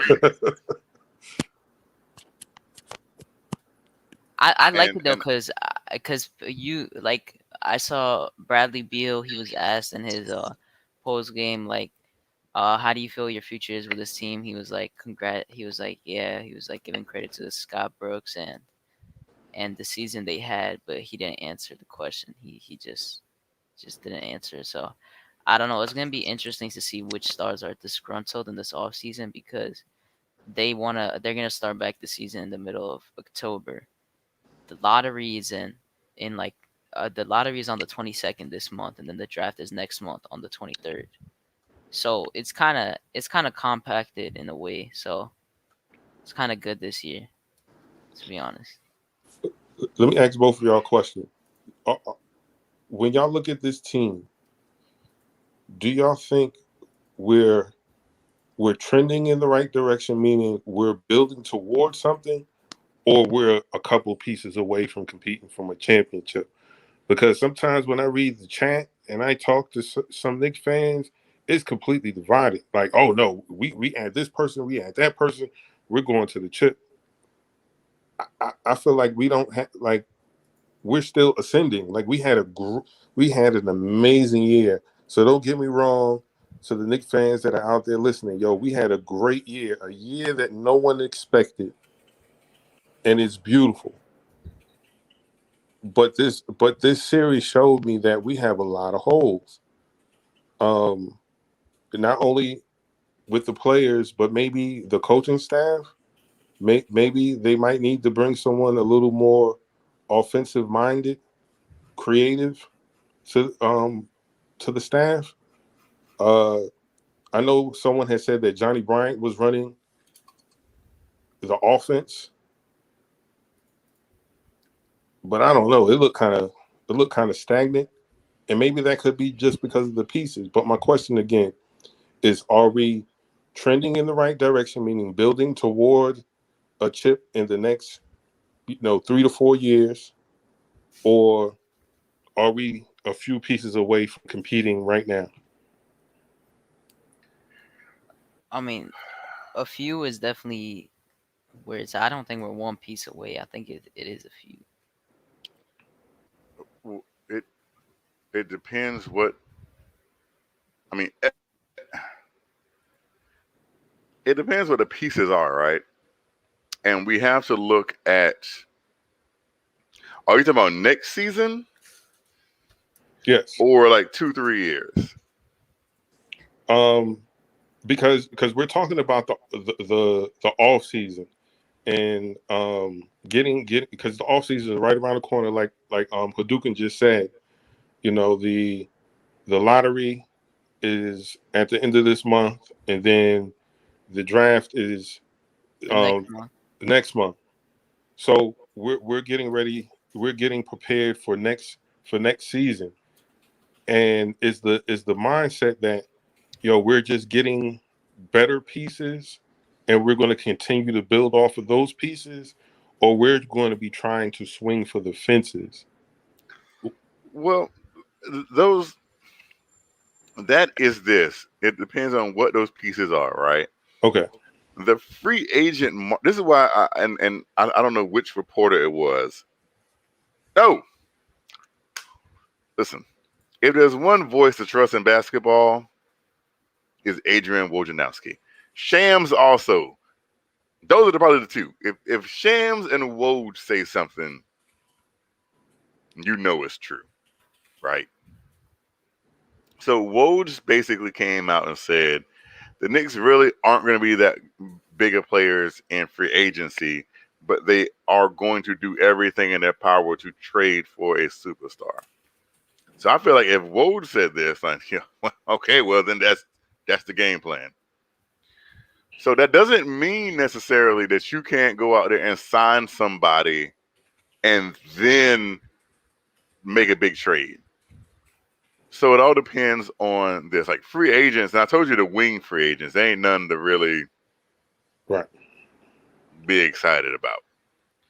There's not that many. To me, I look at it, and this series and a lot of games proves that RJ Barrett is a 2. RJ is not a 3. I don't know how many people have said this. RJ Barrett is a 2. Because you saw when he struggled the most was when DeAndre Hunter was on him. Yeah. Who was a 3. A lot of the games where RJ Barrett has struggled this season have come when he's been guarded by bigger 3s.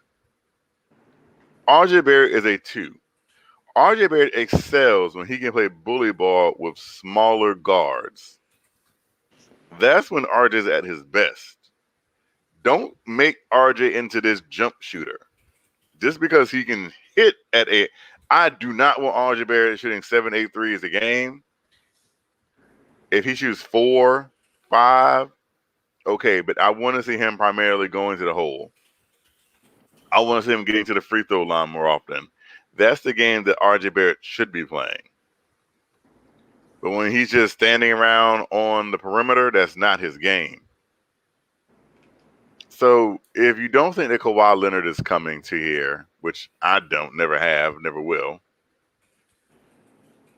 If the Phoenix beats the Lakers and they make a deep run because LeBron is out of everybody's way, would Chris Paul leave Phoenix? Probably not. So do you want to spend $20 million on a Dennis Schroeder who just put up a 0 stat line? Is that what you want to do? No. Do you really want Lonzo? Like, are you doing Lonzo because his name is Lonzo Ball, or do you think Lonzo can help this team? Because those are two different things. Because if you say you want Lonzo because of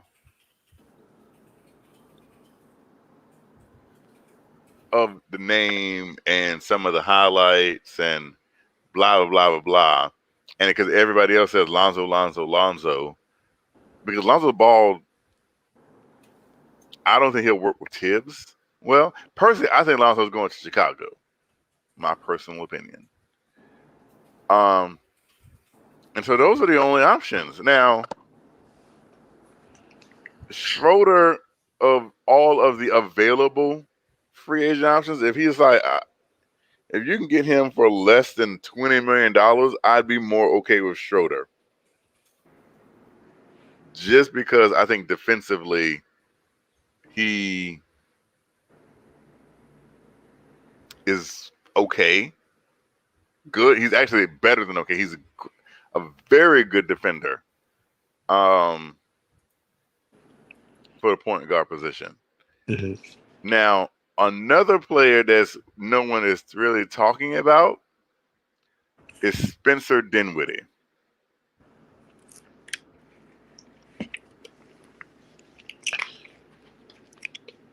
Doesn't he have a player option with Brooklyn? Yeah, he's most likely gonna leave. Yeah, because he basically came out the other day. He's like, "Why in the world would I playing for $11 million and I can get $20 million on the open market?" He Yeah, said that that's like what a he couple gets weeks into. ago. Yeah, That he's was like, why like a can't couple I? weeks I ago. could get like 18, 20. Why would I play for 11? It was a few Yeah. weeks ago. So, would you rather have Spencer Dinwiddie? Because Kyle Lowry, I mean, how much are you gonna get out of Kyle Lowry? And is Kyle Lowry really gonna play for a team like the Knicks, or is he want to go somewhere more established? You know, to end his career. Right. So you do everything you can. Me personally, this is what I do. Mm-hmm. I'm doing everything I can to go out and get me Karl Anthony Towns. I'm hoping. I know, like I know, Obi and Knox are going to be ready next year. Like, I know this.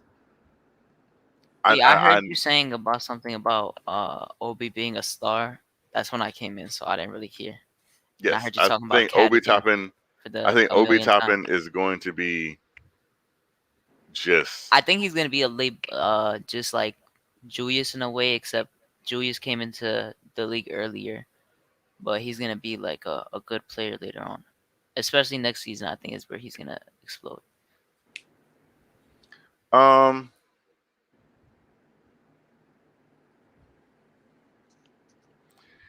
The thing about Obi is this, and you see it, right? Like I think Nike sees it. You know, Nike just gave him a whole shoe contract.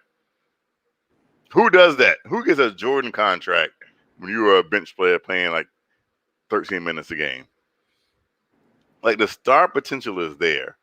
And if you have Obi, see, here's the thing. And it's something that I know Knicks fans are going to be reluctant, right? Mm-hmm. Because if you say Obi and Knox are going to be your starters next year and you have Karl Anthony Towns, this team ain't going to play like a 90s Knicks team next year. This ain't going to be a gritty, grinded out team next year. But Knicks fans have this, what I think it is a nostalgia, right? Yes. They love this team because it reminds them of the last time the Knicks had any sustainable success, which was a 90s team. Right. That gritty, grinded out, low scoring, physical basketball team, right? So they have this nostalgic feeling like that's how winning basketball is, because that's how I remember us winning. And they forget, though, you can't play basketball like that anymore. And that style of play is not sustainable in 2021, 2022. When everyone else is up and down the court, and you're the only team that's grinding it out, slowing it out, and that's leading you to what you saw tonight. You saw two teams at polar opposites of the NBA spectrum tonight. And what they feel like, Atlanta's like, no, we are going all out. We're getting shooters. We're getting guys that can move up and down the court, guys that can handle the ball, guys that fit today's game. And it's like, no. We want to slow it down and grind out games. That's what we want to do. We're going to be different from it. We're going to bring back, you're going to bring back 1994 basketball because it makes us feel good. Well, that's a New York mentality, Kev, because they still think it's people are still making.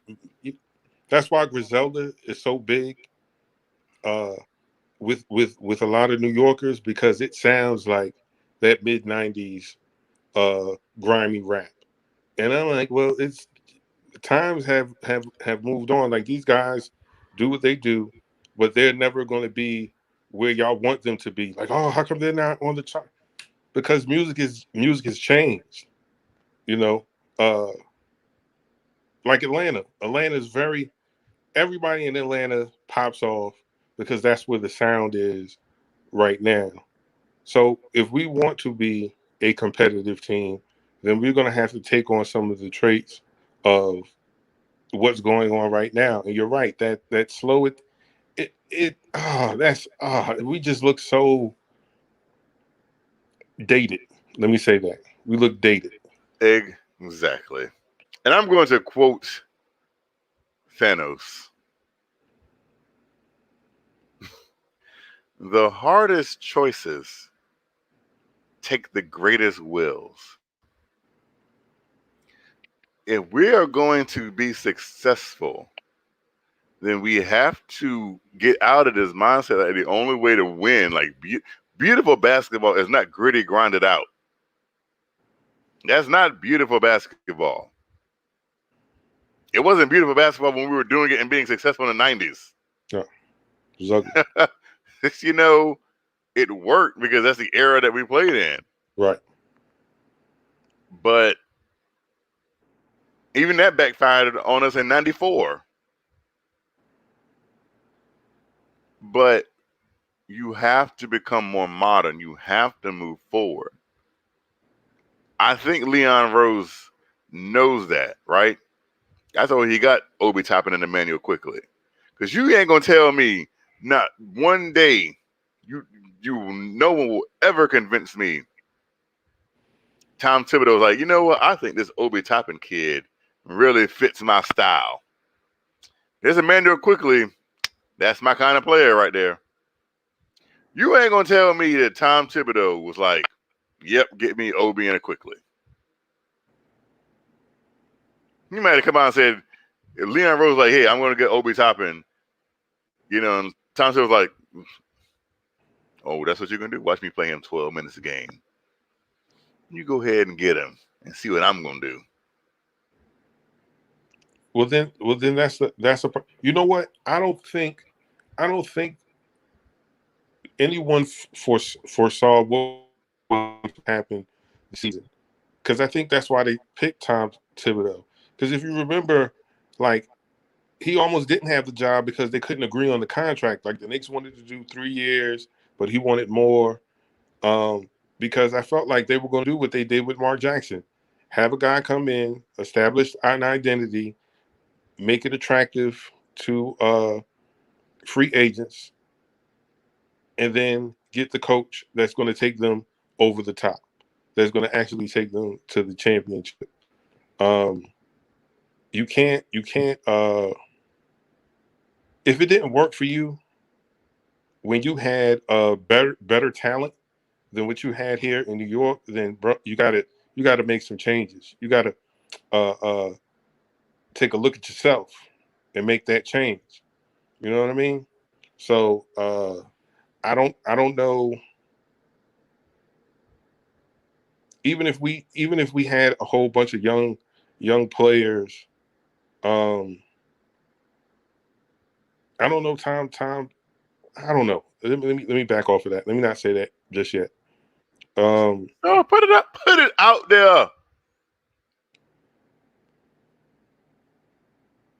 We've paid too many. We have too many coaches that we're paying now that is no longer coaching us. You understand what I'm saying? So you can't fire Tom Thibodeau, because I remember seeing that in several of the chats. Like, I was in Guillermo's Legion of Knicks, and as soon as the game was over, people, oh, you got to fire Tom Thibodeau, you got to fire, and I'm like, dude, we just paid this guy. Fizz and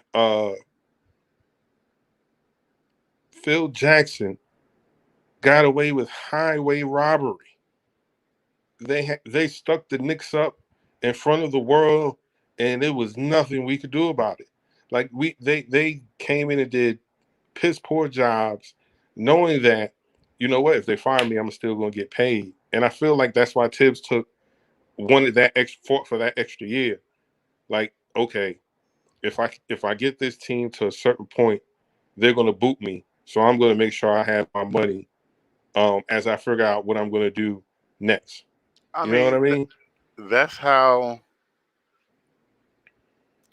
I mean, look at Mark Jackson. and Golden State. Mark Jackson got them here. Steve Kerr took them here. Right? And maybe, just maybe, wow, TNT, really? Maybe, just maybe, that's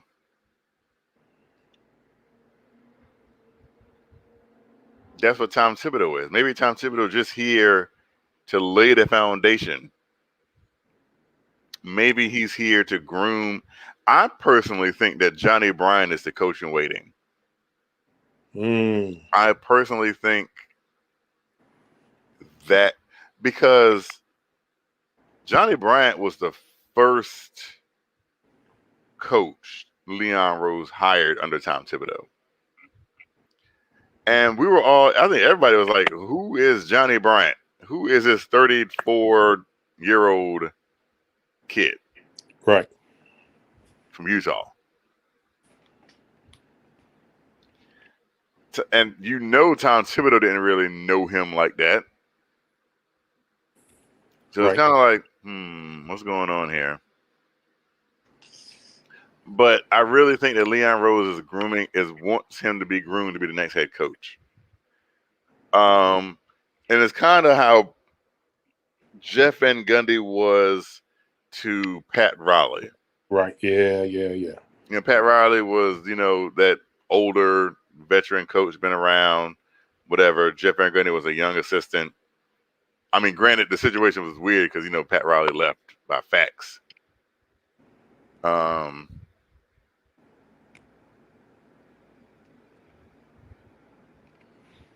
But it's one of those things where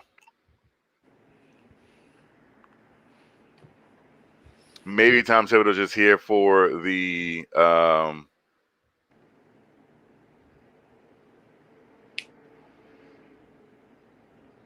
foundation. Right. And when we're ready to take that next step, I think that's when Johnny Bryant will come in. The same thing happened with, look at the Bulls with Doug Collins and Phil Jackson. Same thing. Okay.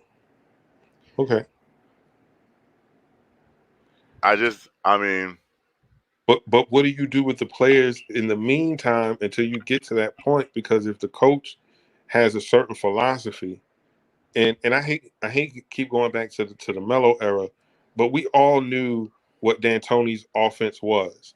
That's why those young guys that we always complained that we traded away look so good, because of the type of offense that D'Antoni ran, and they fit that system. So when you trade these guys away from Melo, didn't fit that system, and he refused to play that system. But he was a big enough star to where he was able to essentially get rid of the coach. But if you have young guys like Obi don't have that kind of power right now. And like you say, you see the potential in Obi. Obi has gotten better. The moment doesn't look too big for him. I think he would be excellent in the pick and roll and in transition. But if we're not doing that, we're stifling his growth, and then we're not moving forward. So when it's time for his contract to be up, it's hard to resign a guy where he feels like he's not a part of this. You know what I mean? Like we haven't seen anybody leave as soon as their rookie contract is up. Like they usually sign their extension.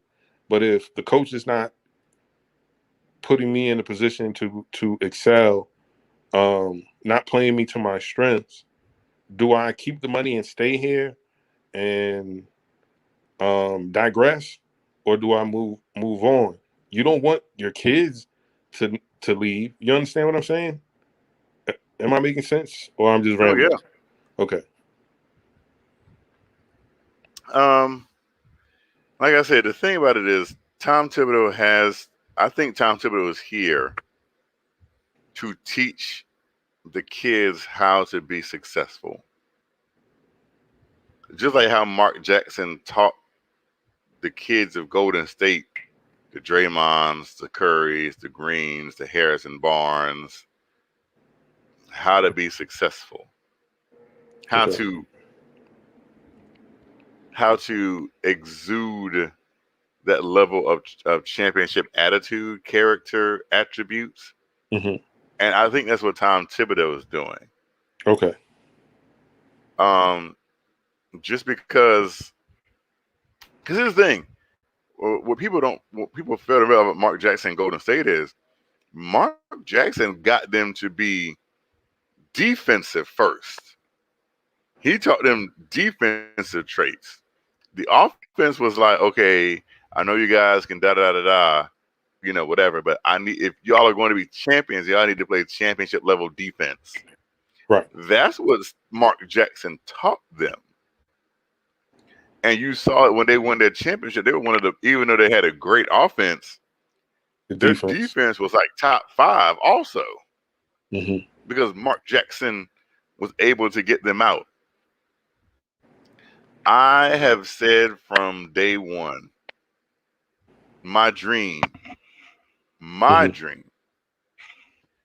is seeing a championship being brought to this team led by RJ, Knox, and Obi. I see it. I see it. I may not be able to convince anyone else. Wait, you said did you say a starting lineup, or what did you say? I said no. I didn't say a starting lineup. I said I see those 3 bringing leading us to a championship. Yeah, I said it. I think if we win a championship, everyone but RJ in that talk is gone, because we probably trade for someone. Okay, so let's break that down for a second, right? Let us break that down. So the only people we have under contract next year is Julius Randle, RJ Barrett, Kevin Knox, Obi Toppin, Emmanuel Quickley, and Mitchell Robinson. That's it. So when you want to talk trades, right? People think, oh, we'll just throw Knox in anything. Right, because someone is going to give up a superstar player for Kevin Knox. And that's what's going to happen. Like Kevin Knox and or Obi Toppin and or Emmanuel Quickley is going to be enough to get a Damian Lillard or a Karl Anthony Towns or a Bradley Beal or anyone of that caliber. I have a rude awakening for you. That's not going to happen. The GM of the other team will be fired. The GM is going to lose his job if someone traded Bradley Beal for a package of Knox, Quickley, and Obi, and a couple draft picks in the 20s. You never know. He will not have a job after that day. That's not happening, though. Exactly. But people out there believe that's gonna happen. They think they can make these superstar trades and keep Julius and RJ. Oh no, that's not going to happen. But I think Leon or Worldwide West, they got a mold somewhere. They're going to get a Kevin McHale a stimulus package like he did for Boston. Because you remember what they traded to get Kevin Garnett. You know what they get? Kevin McHale did Boston the biggest solid. Because because they got Tatum and they got Brown, and then they still got more from that. But to me, if we do trade, I mean, you could say Randall and RJ. That's gonna be the main attraction, but I think they're gonna look more to put like a IQ OB and like first round picks, like I guess from this year or continued on from the next years, because we still have valuable picks, especially in 2023. How do you know how they're going to be valuable in 2023? Because the 2023 class is when the high school students are allowed to declare straight from high school. So you're going to want okay, let me tell you this one thing. ain't no high schooler gonna come in here and do anything for a team, because what that is, they're projects, right? I know the projects. So you're not about to give up something of value for an unknown commodity. You don't do, business does not work that way, right? So you can sit here and say all you want about 2023 or 24 or Those 30, picks are still gonna be 47. valuable when you're trading, because I don't Trade think we're gonna look to trade more players. I think we're gonna trade picks back from picks the players. picks get diluted the further away from number one you get. The further away you get from number one, they start to lose their value, right? Because, and I heard all these people like, oh, let's package these picks and move up for like Cade or Suggs. And it's like, you're not going to package the number 20 and the number 22 picks for a top 5 pick. That's not how that's going to work. And anyone who is putting that narrative out there does not know what they're talking about. I mean, no, yeah, obviously, I don't know who's saying that you could trade those picks up, that top 5. Because I've heard that. Have you seen that on Twitter? Let's package these picks and get like Jalen Suggs. No, who's probably gonna be in the top 5. That, but if you want to go for a top 5, you're gonna have to give a haul, and nobody's doing that. And so here's the thing: the only things of value that we have that are known commodities are Julius and RJ. Because here's the thing: here's a fact when it comes to trades, and you can look up every trade for every superstar player. You do not trade a superstar player for a player who did not average at least 17, 18 points a game. Look at every trade, other than maybe the Porzingis trade, that was just highway robbery, in a sense, I guess. But every trade is a player for a superstar. There's a player in it that shows like, yeah, this kid can be good. This kid's already averaging 18 points a game. Like Karis LeVert for James Harden. So there's never a trade where, you know what, I'm going to trade a superstar player for this player that was getting all these DNPs. It was Karis LeVert, Jared Allen technically. Yes. Jared Allen. I'm just saying Karis LeVert was the... They gave a lot for him. They got 4 first-round picks and 4 pick swaps. I'm just saying that Karis LeVert was a centerpiece of that deal. Right. Yeah. And they gave away Jared Allen for free. I still don't understand that part of it. And so that's the thing, is like the centerpiece. That's why, to me, like I said, yes, if push came to shove and I had to give up Julius and Mitch and 2 first rounders for Carlton Towns, I'd do that in my sleep. I wouldn't have to get out of my bed to make that deal. I would do that deal right now and twice on Sunday. Because Obi is going to be ready next season. If we get him a guard. That's the thing. So here's the thing. Even if your starting lineup consisted of, well, I look like a young Anakin Skywalker like this, having the black hoodie and everything. I don't know. I was like, why do I look like a Anakin Skywalker? What's going on? I know City for Real would not be happy with this. Because, I get my fan going and like it's blowing and it makes me look like all menacing. But anyways, so even let's say your starting lineup consisted of, and I know everyone's like, oh, if Obi and Knox started, we're going to the lottery. When I tell you, listen, Knicks fans, if y'all listen to anything I have ever said, listen to this. And believe me when I tell you this. Obi and Knox will be ready next season. They will be ready next season to take that. You will not regret drafting Kevin Knox when you see him play next season. You will not regret drafting Obi Toppin next season. I promise you this. If you put them alongside Karl Anthony Towns and you still have enough money to go out there, and you can go out there and sign Dennis Schroeder. Sign Schroeder. I guarantee the outcome.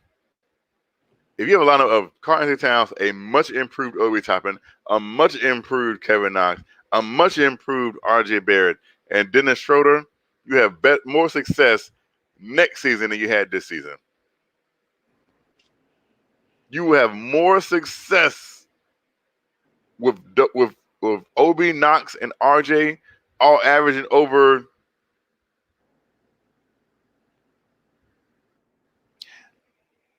I guarantee this. If that's the starting lineup, they will all average over 15 points a game next season. I said it at 2:10 a.m. on June the 3rd. Timestamp it. Timestamp it. I'm going to be here.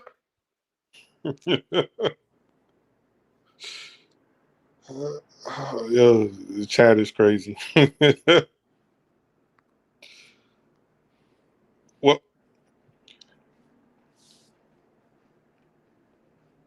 I'm not gonna. Dennis Schroeder. So you're gonna give him 25. Still got guys in the contract. Karl is making what, about 27, 28? I'll tell you right now, Karl Anthony Towns next season will be making 31. So he'll be making 31, 33, and $36 million, which is like a steal for a player of his caliber. So in his age, 26, 27, 28. At 28, he'll be making $36 million. At 28. Okay.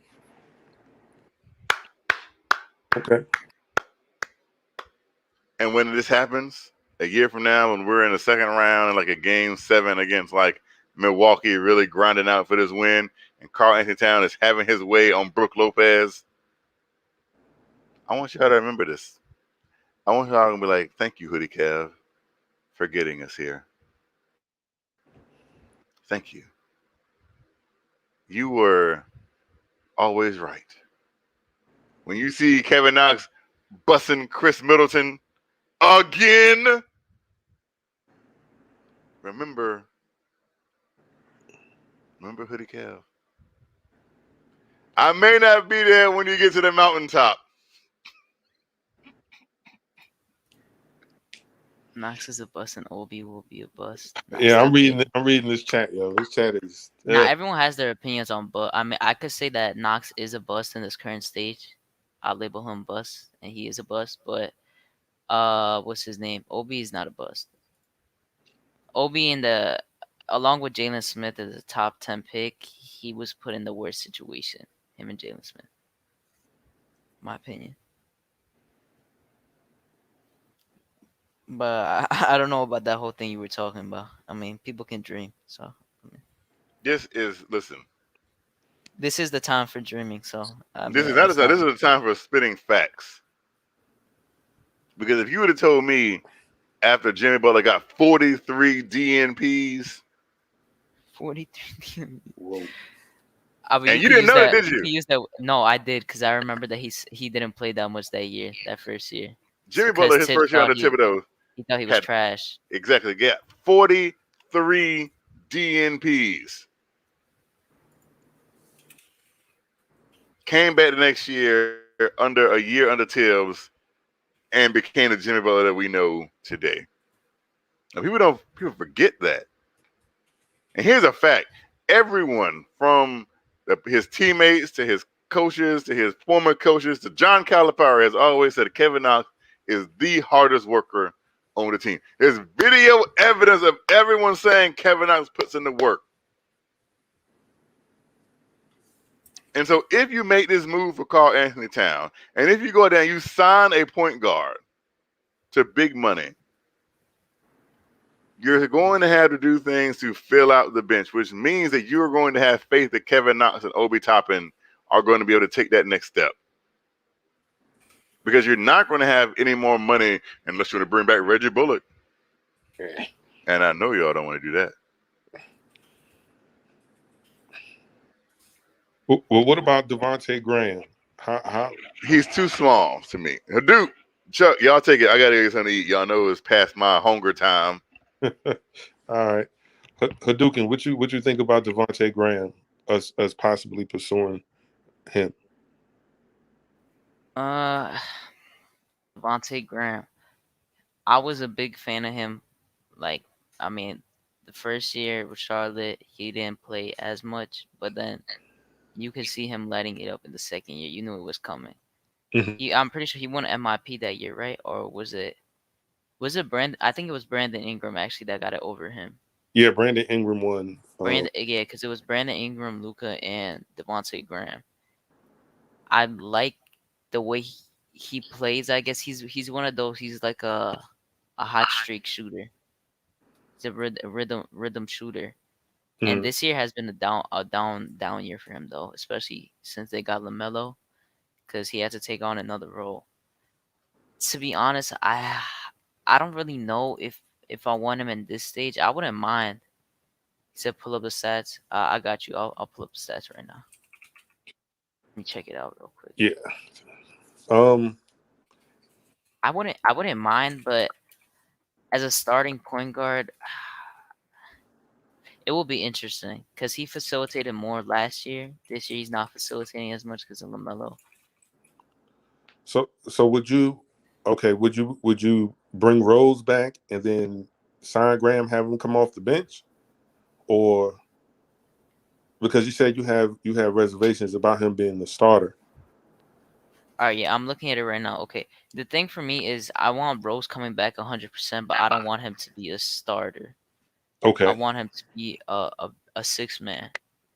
And Okay. I'm looking at Devontae Graham. He shot horrible his whole career, but because he shot 34% his first year, and then he shot 38, and this year 38. But he's basically has the same average of shooting as his 3-point percentage, which is 37%.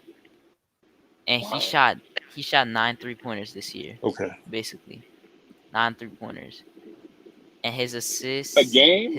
went All down from year? last year. What happened? Per game? Yeah, he shot 9 per game. Wow. Yeah, it was 9 last Wow. year too. He's shooting less. He shot 9.3 last year. He's shooting 8.7 this year. Hey, so why wouldn't you just take your 2023 first round picks? Because they valuable. You know that's the draft that the high schoolers come out, right? Why wouldn't you just take those and trade them for Damian Lillard? Yeah, I mean, I would trade them for a star. That's what I think. Yeah, because that's the high school draft, bro. The draft the high school kids can come out in.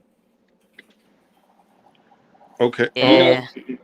How much is Those picks are super valuable, bro. how much is Dame making, and how much 50 would mil. that cut into the cap to fill out the team?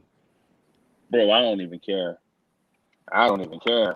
You know what I'm saying? I mean, why not, bro? I mean, we talking about Dame Lillard, right? But I love Dame. I think Dame would be great in New York. Oh, wait a minute. Oh, wait a minute. Y'all sound hesitant. So Hoodie Kev must have shot down some part of this argument earlier. Wait, of what? Did Hoodie Kev say something about Dame Lillard or the draft picks or point guard?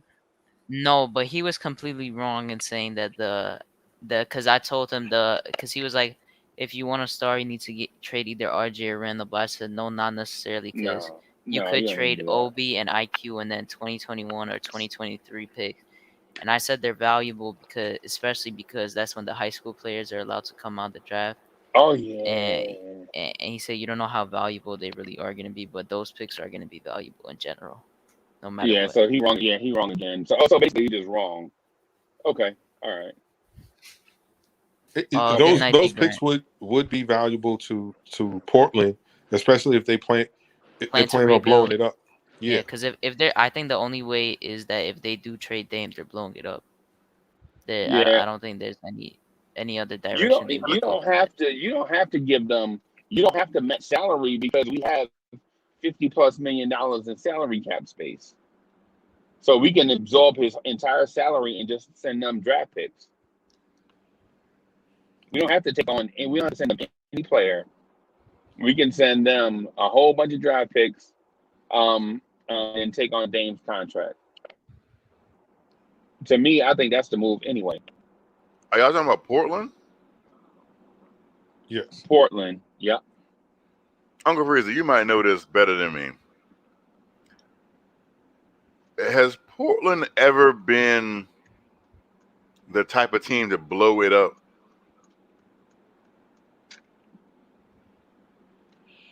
Yes.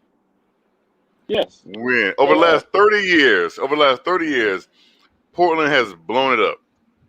Yes. When was this? We already had this conversation because you tried to trick me into this before. So When? Are you sure it was me? Yes, I'm certain it's you. I And don't I remember this brought at up all. names. Right. Okay. I brought up names like Hollywood Robinson. You remember Hollywood Robinson? No. No, you don't remember Hollywood Robinson, right? I'm coin, yeah. He This man He stuffing his played. mouth. Yeah, of course. Oh, geez, I almost hit a baby possum just now. Oh, Oh, oh yeah, no. Oh, almost, bro, almost. But these lightning quick reflexes. So, but anyway, Hollywood Robinson, he was there towards the end of Terry Porter's career after they traded Clyde Drexler to the Houston Rockets. Hollywood Robinson played point guard at Alabama with Latrell Sprewell and Robert Horry. Hollywood Robinson, Robert Horry, and Latrell Sprewell were all on the same team, with a dude named Jason Caffey that the Bulls drafted in the first round too. Mm-hmm. No, ain't no, So ain't none of that. No, ain't none of that. But hey, man, and plus, we're talking about a new era of basketball, right? So we're talking about 2021. Like Duke was Duke. I don't know if you noticed or not, but the 2023 draft is the year that the high schoolers get to come out, right? yeah, that's what I was telling him. Telling me? No, that's what I told you. That's what I told Kev. Oh, geez. You know, Kev ain't gonna listen. Kev is a one-way talker. You know what I'm saying? He hear you, but he can't wait till you get finished so he can say something. That's what Kev is. Kev is a one-way talker, bro. He didn't even hear what you were saying, probably. So anyway, the 2023 draft is the high school draft, right? Bro, those picks are gonna be so valuable that they'll be going for the price of gold by the summertime, by this summer. And we have so many picks that year, especially second round picks that we got in last year's draft from the Jazz. So don't we have 6 second-round picks in that draft? Yeah, we have a lot. Yeah, we're definitely gonna trade those picks for something. Yeah, and we have a first. We have our first, and we have the Dallas's Mavs first. Yeah, right. And then we have a bunch of second-round picks in that draft, which will probably be high because we got 2 of those picks from Minnesota, and I don't see Minnesota turning it around before 2023. you don't think Julius can turn around up there? bro, No, we're not getting Cab, bro. That's a pipe dream.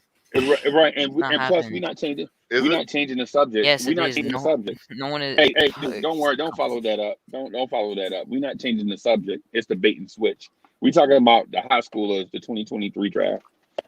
Those are gonna be really interesting. Stay focused. Yeah, they're gonna be really valuable, bro. Very, very valuable. Very, very valuable. You know what I'm saying? We could trade those to Portland and the 2 first-round picks this year. We can, in theory, trade 4 first-round picks this year, 2 in 2023, the second-round pick this year for Dame Lillard. Yeah, that second round pick is technically a first. Yeah, basically a first-round pick, right? Yeah. Yeah. Didn't New Orleans were offering someone a first round pick to take Eric Bledsoe or Steven Adams. right. Yeah, I don't know if they're gonna do that again. Okay. Yeah. And to be honest They with just you, couldn't find a partner for some reason. to be honest with you, I think Eric Bledsoe, you called him Drew Bledsoe, right? Eric Bledsoe. I would have taken that deal this year if I was the Knicks. If you look at the point guard situation down the stretch, you think his defense could have helped us on Trae Young? Eric Bledsoe. Yeah. I don't think his defense is as good as what it was before, but I mean, it could have helped. Yeah. Better than Payton, yeah. Yeah. Yeah. And he could space the floor out. Yeah. When he gets hot though, he's inferno hot. You know what I'm saying? When Bledsoe gets hot, he's like otherworldly hot. But when he gets cold, he's like, why is this dude in the NBA? So, yeah. All right. Hey, I'll be right back, y'all.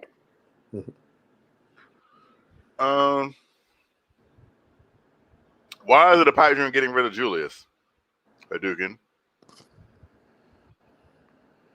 Repeat your statement. You said why is it a pipe dream getting rid of Julius? And the pipe dream is not getting rid of Julius, but it's for Cat. Why is that a pipe dream? I don't even think Cat is getting traded in general or leaving that team. Why not? I don't know. I just have a feeling. Unless they just don't do good next season by the deadline, he gets traded somewhere. But I don't think he's getting dealt in the offseason, if anything. I think they're gonna try that team out since D'Lo is now healthy, and then they're gonna get whatever they're gonna get in the offseason. They have a stacked team. They just had unfortunate situations this year with Cat's COVID stuff, and then D'Lo just couldn't stop getting injured. So I think they're gonna run it back 1 year. Mm-hmm. And Kaiser so said, "Why would Portland blow up their franchise?" I mean, it's not really more of them blowing up their franchise, but I'm saying that if Dame wants to leave and get traded, I don't think they're keeping CJ and CJ and Nurkic and stuff. If you have your superstar and your franchise player lead the team, like he's the main guy that's really doing what they're doing for your team. I don't think they would keep CJ because they want to trade CJ for someone else, but if your main player wants to leave, they're not gonna keep them. They might as well blow it up and just rebuild.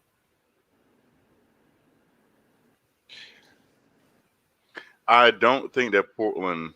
Here's the thing, and this is a false. This is just a scenario if it happens, because I don't know for sure if Dame is leaving. It all depends on if they win. The chances are obviously going to increase because they're down 3-2. The thing about it is you'll never, ever, ever, ever, ever, ever, ever, ever, ever, ever, ever, ever, ever, ever. Did I say ever yet? I want to make sure. You will never get a superstar level player for just picks. Boo, whack take. It might be whack, but it's also whack. It might be whack, but guess what? It's also true. How? Name it. Name your example. There are none because it's never happened. Right. So you've never been a superstar traded. Never for straight picks. Right. Never happened. So I can't give you an example because it's never happened. Wait, you said that we're gonna just gonna trade straight picks? You said no. I said no. There's never been a superstar. Oh no, I'm saying that. There's never been a superstar. And there's never been a situation like this one before. Yeah, I think that we trade someone like Obi or IQ or both, and then first round picks. But I don't think we're gonna trade RJ or Randall. Yeah, unless I think Randall has y'all a bad wrong, bro. season next year. Yeah, I think y'all wrong, man. I think y'all wrong. Hey, Hoodie Kev, can I say something, man? I just want to just you know what I'm saying. So here's the thing, and there has also never been an example of a playoff team having $50+ million in cap space. There has never, ever, ever, ever, ever, ever been an example where a team has young stars, young burgeoning stars, R.J. Barrett, Julius Randle, $50 million in cap space, and multiple picks in multiple years at their disposal. Ever. Right? So this right here is a one-off. You can't say it never happened and then not put all the details into what you exclaimed just now, because it don't make sense. If there was a situation where a team had $50+ million in cap space, 2 stars that they can keep, and multiple first-round picks and young players, if they choose to include them, then I would agree with you, right? But in this scenario, there has never been a situation like this before. Yeah, I don't see that type of situation happening. It's gonna have to give a player. But the thing about it is, promising. I'm sorry to cut you. No, I'm done. The thing about it is, that's never happened for us. But there's also 2 parties involved in a trade, and yeah, all that thing is true for the Knicks.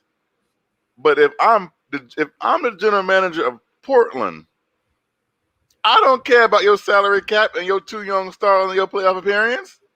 Why do I care about what you have and what you've done?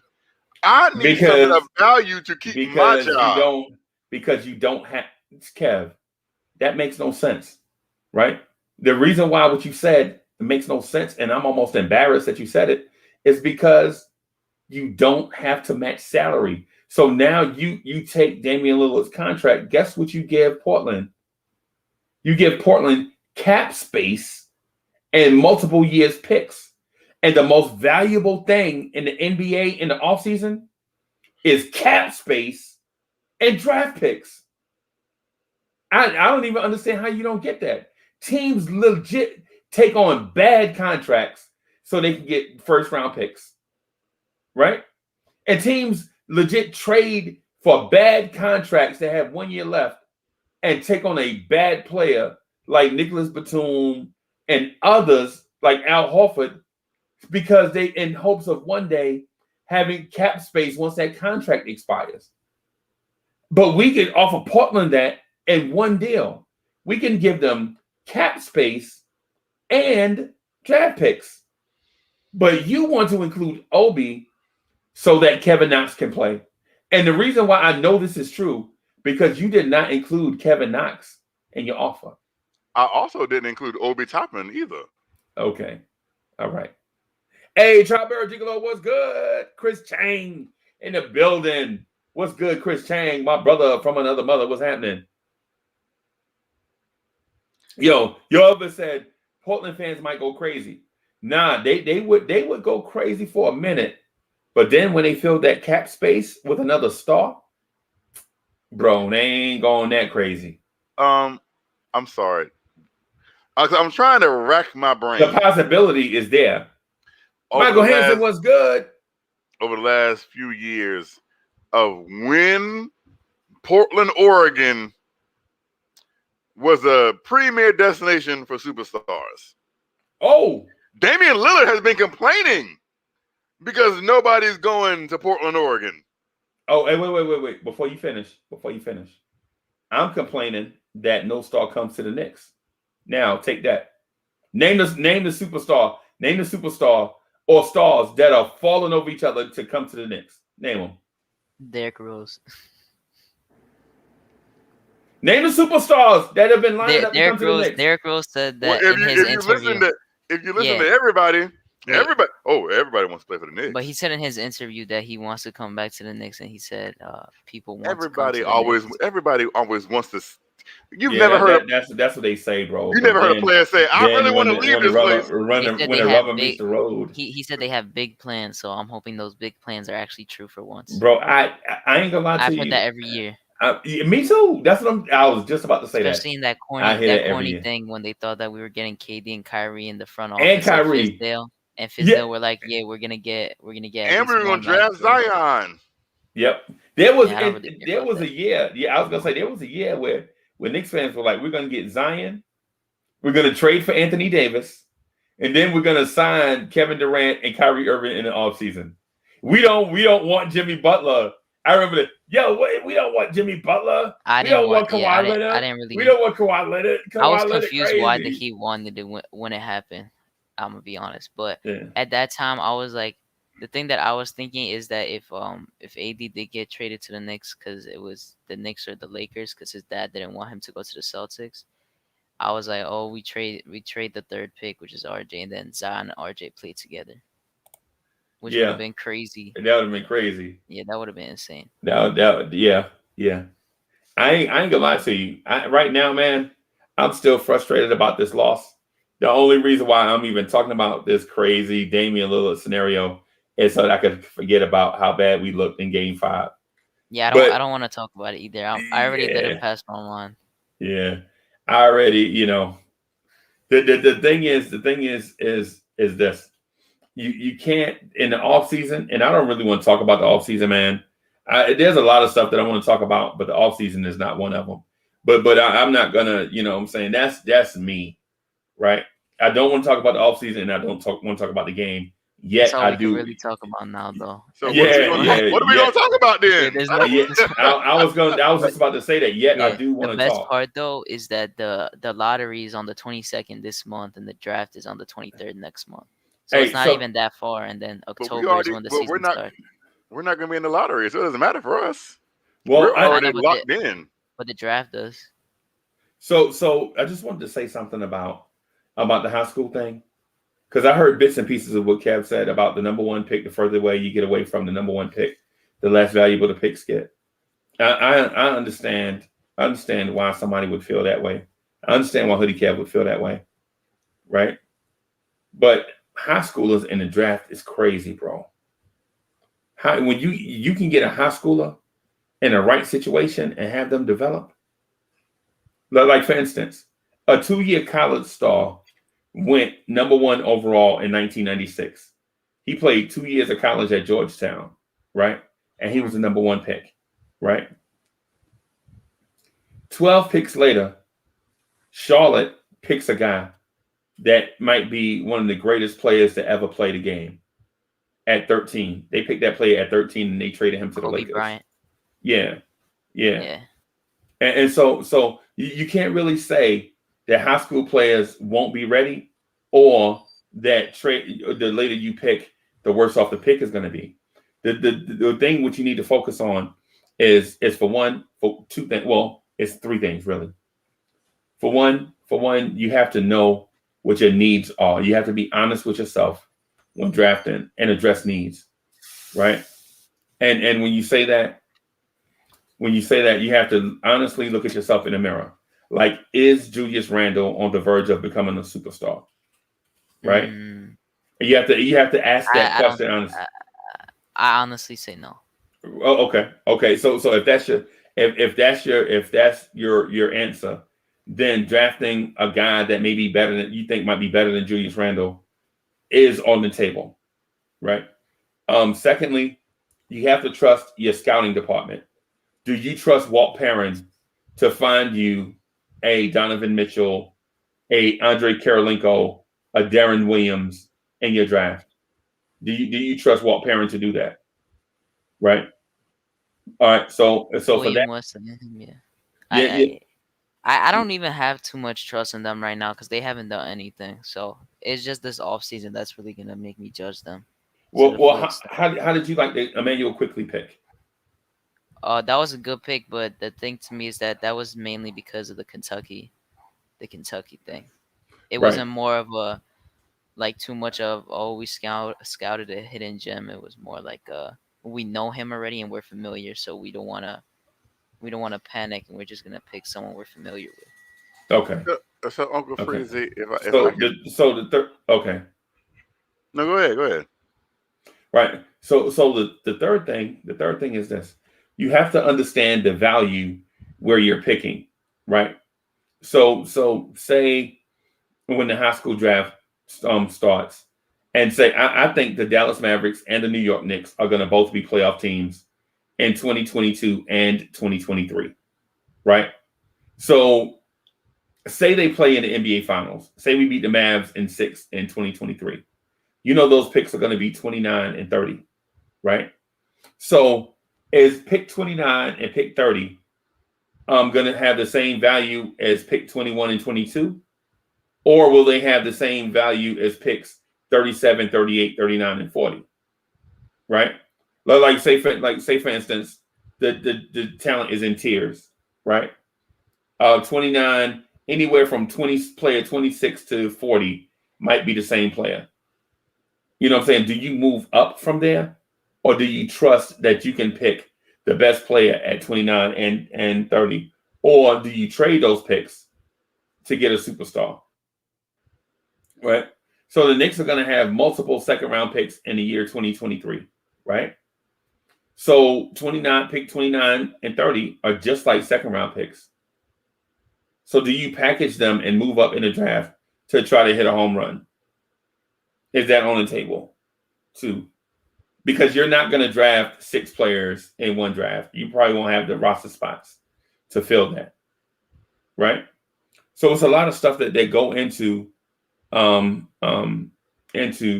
your decision making. Or what you can do is say, hey, listen, if we trade for Damian Lillard, though our pick and the Dallas pick won't be as valuable anyway at late in because we expect to be a playoff team. So do we move them to trade for a De'Aaron Fox or a Karl Anthony Towns or a Damian Lillard? In my mind, if you have the honest conversation, you say to yourself right now, RJ Barrett is a project, and there are a lot of things in his game that he has to work on. But eventually he will be a 20-point per game scorer, right? He's going to remind me of a Chris Middleton at shooting guard type player, right? But that's way better than anything we had at shooting guard since Earl Monroe. You just skipped over Allen Houston? Yes. Right. And so if that's the way you see it, and Julius Randle, you have to be honest with yourself. Do you want a power forward bringing the ball up on offense? Is that going to work in today's NBA? And my answer to that is no. Because what Julius Randle didn't realize is by him bringing the ball up all those times during the regular season, he wore himself out towards the end of the season. He was out of gas. His legs were shot. And that's why you saw Julius Randle struggle towards the end of the season and in the playoffs when we needed him most. So now, so what do? Do you go out and get a point guard or a center? I say both. I say this offseason, you try to do what you can to get a Karl Anthony Towns type and a Damian Lillard type. And then that way, RJ Barrett, Emmanuel Quickly, Obi Toppin, Mitchell Robinson, and all those guys can develop as young players, but you have veterans doing the heavy lifting.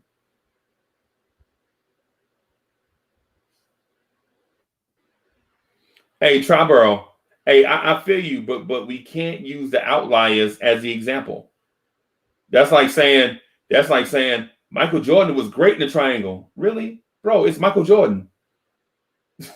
It's Michael Jordan, bro. You know what I'm saying? That's like saying, yo, Shaq was great down low. Really? That's Shaq. You know what I'm saying? It's like saying, man, Randy Moss on the deep route. Bro, that's Randy Moss. You know what I'm saying? That's Randy Moss. What's the kid from I forget his name. Anyway,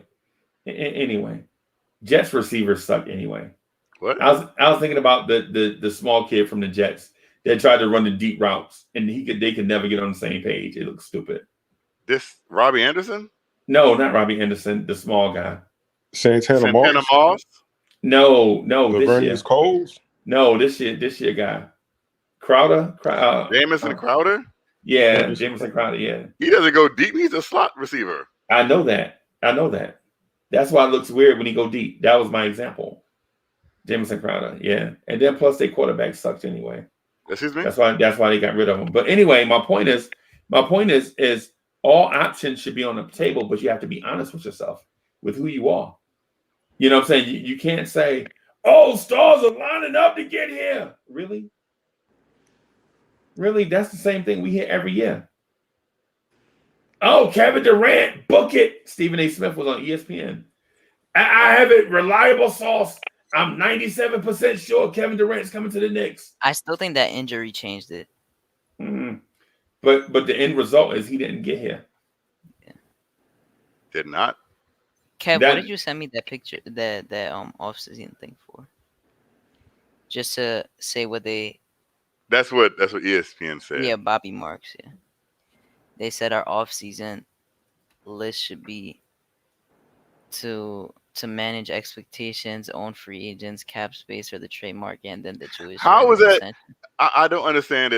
How is something we need to do in the off season is manage expectations? Yeah, I don't know that either. But how is that? I've been looking at the ones he's been doing for every team, and that's just. And for us, is manage expectations. Yeah. But everyone else is like something tangible, like, oh, they need to get a point guard. They need to work on the shooting. For us is manage expectations. Right. I still can't believe the Celtics just like changed so much in one day after they lost. We knew it was coming. I didn't know that. No, I knew that something was gonna happen, but I didn't think Danny Ainge was gonna retire and then Brad Stevens was gonna step up. Did he retire? He had to go. First of all, I said this earlier. Danny Ainge is a facade. He got help from Kevin McHale to get Kevin Garnett to build that big three in Boston. That was underhanded, under the table, wink of the eye from an old Celtics player who had loyalty to the Celtics. And then Danny Ainge was able to sucker Brooklyn into taking these old guys. That was the best thing he did. Get Jason Tatum, Jaylen Brown. He left it with two young stars. That's what he could say. Yeah. Two young stars, and they just didn't do well to build around them after that 2018 season. Right. Because the rookie year has been the best year they've had in the playoffs. Even though they went to the Eastern Conference Finals, I think one time after that. I don't even remember. You know what I think Danny Ainge's downfall was? 2 more times, yeah. His downfall was not the Miles Turner deal. His downfall was accumulating draft picks and letting them expire. Yeah, he didn't. Yeah, that's what they didn't trust him after that. Yeah, see, if he'd have took them draft picks and moved up in the draft, like say for instance, back before the draft this year, I said if I'm the Knicks, I'm doing a trade with the Celtics. I'm going to give them 8, and I'm going to take 14, 20 something, and 29, right? Mm-hmm. And that would have put us in a position where we could have drafted Desmond Bane, R.J. Hampton, and Emmanuel Quickly, right? And they could have drafted. Think about this: they could have drafted Tyrese Halliburton, right? Or so they draft Tyrese Halliburton, and it solves a lot of the issues that they had this year. When Kemba Walker was hurt, they have a point guard that can play both guard spots, a smart guy, playoff ready. You know what I'm saying? And it puts them in a position where point guard of the future is already solved. So they for Hoodie Cav, they add another light skinned dude to their lineup. You know what I'm saying? And then that way they can go ahead and move on what they call of Halliburton, Jason Tatum, and Jaylen Brown. Right? And us. And I don't know if y'all like RJ Hampton or not. I like his okay. I wanted him. Yeah. When they picked him at that 24 and we had the 23 and we traded back, I got pissed. Yeah, man. Because I didn't know I knew who Emmanuel Quickly was like a little, but I didn't really know him like that. So yeah, I didn't know Quickly like that. I watched him at a South Carolina game, And I was amazed, and I know this is gonna sound so crazy and offbeat, but at the South Carolina game, we were amazed by his passing. Like the dude was getting to certain spots and just hitting dudes. He was like, "Whoa, that was dope." You know what I'm saying? Mm-hmm. They were like, "Look at this dude right here can pass. Look at little Trey Young."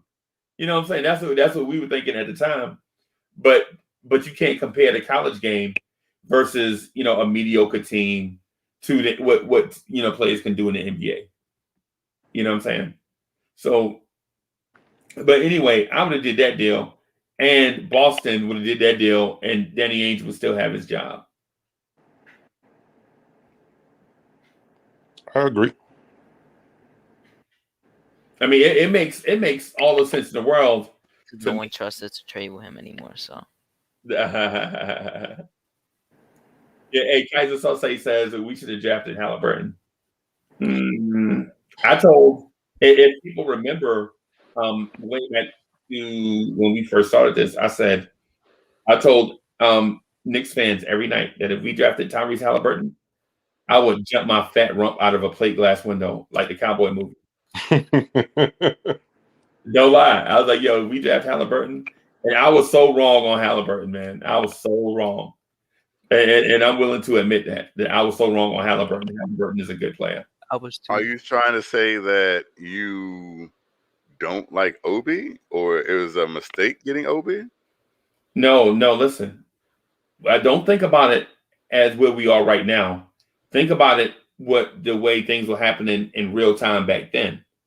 Like I'm not gonna revise memories, you know what I'm saying, based on current outcomes. Back then, I was talking about how Julius Randle's 20 and 10 were not empty stats. I was pounding the table for Julius Randle back then. Me and a dude named God of Moses and Elijah were pounding the table together for Julius Randle. Like, get Randle some help. He kicking out the ball. He get double teamed. He kicking out the ball to a dude named Mo Hawkless. I mean, come on. You gotta get Broski some help. And so now I'm like, looking back on it, I still probably would have did that deal, traded down. I think RJ Hampton could have helped us during the season. Him and Emmanuel quickly in a second unit backcourt. I just didn't want to trade up for Obi, but if he landed to us, I would have been fine. The only person I wanted in that draft was mainly LaMelo Ball. And as much as I love Mitch, I would have traded Mitch and picks to get right. We have a 19-year-old LaMelo, a 20-year-old RJ, and you have Randall. And you'd have had the tallest backcourt in the NBA, right? Yeah. Yeah, man. But my deal was I felt like I wanted LaMelo also, but I felt at the time that James Wiseman was the best out of the three players. Clearly, I'm wrong. Who? Anthony Edwards is the best out of those three. You said James Wiseman? Yeah. I thought James Wiseman was a specimen. I think he would have came in here and started over Mitch from day one. I still think he's going to be extraordinarily good. Yeah, I don't think the Warriors really used him as well or as much as they could have, because they kind of played him not as many minutes as you would expect. Yeah, his that roster is trash, bro. Yeah, Anthony Edwards though is like a scorer. Like, his scoring is crazy. Yeah, and his athleticism is off the charts. Yeah. But I mean, I think him and LaMelo are kind of at the same wavelength, because they just give different things. Yeah. So I don't really know in that way, but I think they're all gonna be good, top three. Yeah. I ain't gonna lie to you. We look back at it, and through our revised way of thinking, based on the way things played out, we can always say that we should have did such and such. OB at 8 at the time was a head scratcher. I ain't gonna lie to you, because you could see it happening in real time. We're like, man, Obi Toppin is falling down the board. Yeah, I was so confused. Why did Patrick Williams go number 4? And Denny also fell. That's what I was confused about. Right. Because Denny and him were supposed to be 4 or 5. Top 5, right. When I saw Cleveland take Okoro, I knew we were getting Obi. And I was ecstatic. I just knew that. No, actually no, because I was hoping that the Pistons took Killian so we could get Obi. Right. And I was just confused how Denny fell too, and Halliburton and Vassell, because they were saying that they were expected to be the best point guards, and they got drafted at 11 and 12, I think. Yeah. Or 10 and 12, something like that. No, not Vassell. Vassell's a small forward. Oh yeah, shooting guard / small forward. Yeah. And so at the time they were saying that Vassell was 6'7". The Spurs have him listed at 6'5". What do we need with a 6'5" small forward? 6'5". Yeah. Oh. Yeah. I was also pounding the table for Aaron Nesmith, the shooting guard out of Vanderbilt. Mm-hmm. And directions to Vanderbilt University. Siri is on one. I don't got that on. I don't got that. Hey Siri. Is he taking a trip? No, not really. But yeah. So even this year when we draft, I think we draft 19 and 21. Yeah, 19, 21. I trust Walt Perrin, but at the same time, it'd be nice if we could move up. But I think there are some guys. So I like a couple of guys, and I don't really want to get into this offseason stuff, man, because I ain't gonna lie to you, man. Like my soul is hurt right now, right? I'm legit devastated at the Knicks losing. And the only reason why I'm even, doing a live stream is because I need to talk to somebody. You know what I'm saying? Because the easy thing for me would be to just not do the live stream and just pout all night and drink some beer, smoke some cigars. You know what I'm saying? By myself. You know what I'm saying? Because I take losing hard. You know what I'm saying? Especially my Knicks, bro. My Knicks, especially Clint Capella talking greasy. Super greasy. They talk greasy after they won 2 on their post on Instagram. Yeah. That's the thing that's why I wanted us to win 2 the most, at least one more. Yeah, man. Hey, Michael Hansen, salute, bro. So because I take one. That's why when Hoodie Cap came on here, pounding his chest about how right he is, you know what I'm saying, kicking us while we was down. That's why I took it the wrong way. You know what I'm saying? I'm like, yo, how you wait until the Knicks lose and we down to start punting? I was right about Reggie Bullock. I wasn't. I've been saying I was right all season. I didn't start tonight. I've been saying this all season. I was right. Dude, you see what I'm talking about? You see how anti-Nick this sounds? No, but how is it anti-Nick? How is it anti-Nick when I was legit right? But bro, you got to understand the setting and atmosphere you in. We have a bunch of Sammy Sosas on the team. And you know what I mean by that reference. So you have to understand the setting you in. Just because something can be said, don't mean it needs to be said. Just because it can be said, don't mean you are obligated to say it. Sometimes it's just best to be quiet. Let things rock. Let things flow organic. You know what I'm saying? The Knicks just lost a playoff game that they hadn't made the playoffs in 8 years, 9 years, whatever it is. And we lost in the first round. Sometimes it's best. Sometimes it's just best to be like, yo, you know what I'm saying? Yo, we lost one here. You know what I'm saying? Like for instance, you don't have to play Tupac for every occasion. You know what I'm saying? Mm-hmm. You don't have to. You don't they have to waited till they went up 3-1 to start talking smack. So yeah, that's because they soft. Yeah, if they were really confident, they would have said it in the beginning. If they was about it, they'd have been talking from the jump, but they didn't. They kind of were actually, because Trae Young legit said it's real quiet in here, and that was in game 1. Yeah, but I'm talking about the. Oh, you mean after they won? You mean after they won the game? It was during the game. No. No, it was after they won. No, but I'm talking about mainly that was Capella. after. No, that was he during the started talking game. after they were He had up. hit the shit. He had hit the shot. Then he said it. But the Knicks still had an opportunity. No, Kev, when he said that, he was in the tunnel. He was walking back to the locker room. It's video of him doing it, walking back to the tunnel after the game, talking about it's mighty quiet in here. Maybe he did it twice. No, he did that in the game. Right after he made the shot for the layup.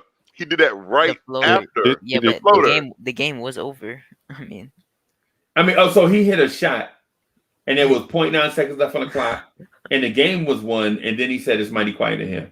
Yeah, but I was mainly talking about Capella because Capella hasn't said anything until legit just now. Yeah. That's why.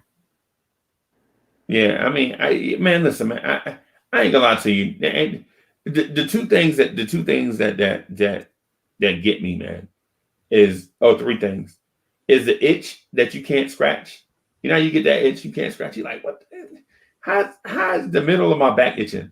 Right, right. And the other thing is you walk in somewhere and you got a rock in your shoe. You think, how did a rock get into my shoe? And the third thing is the fake tough guy.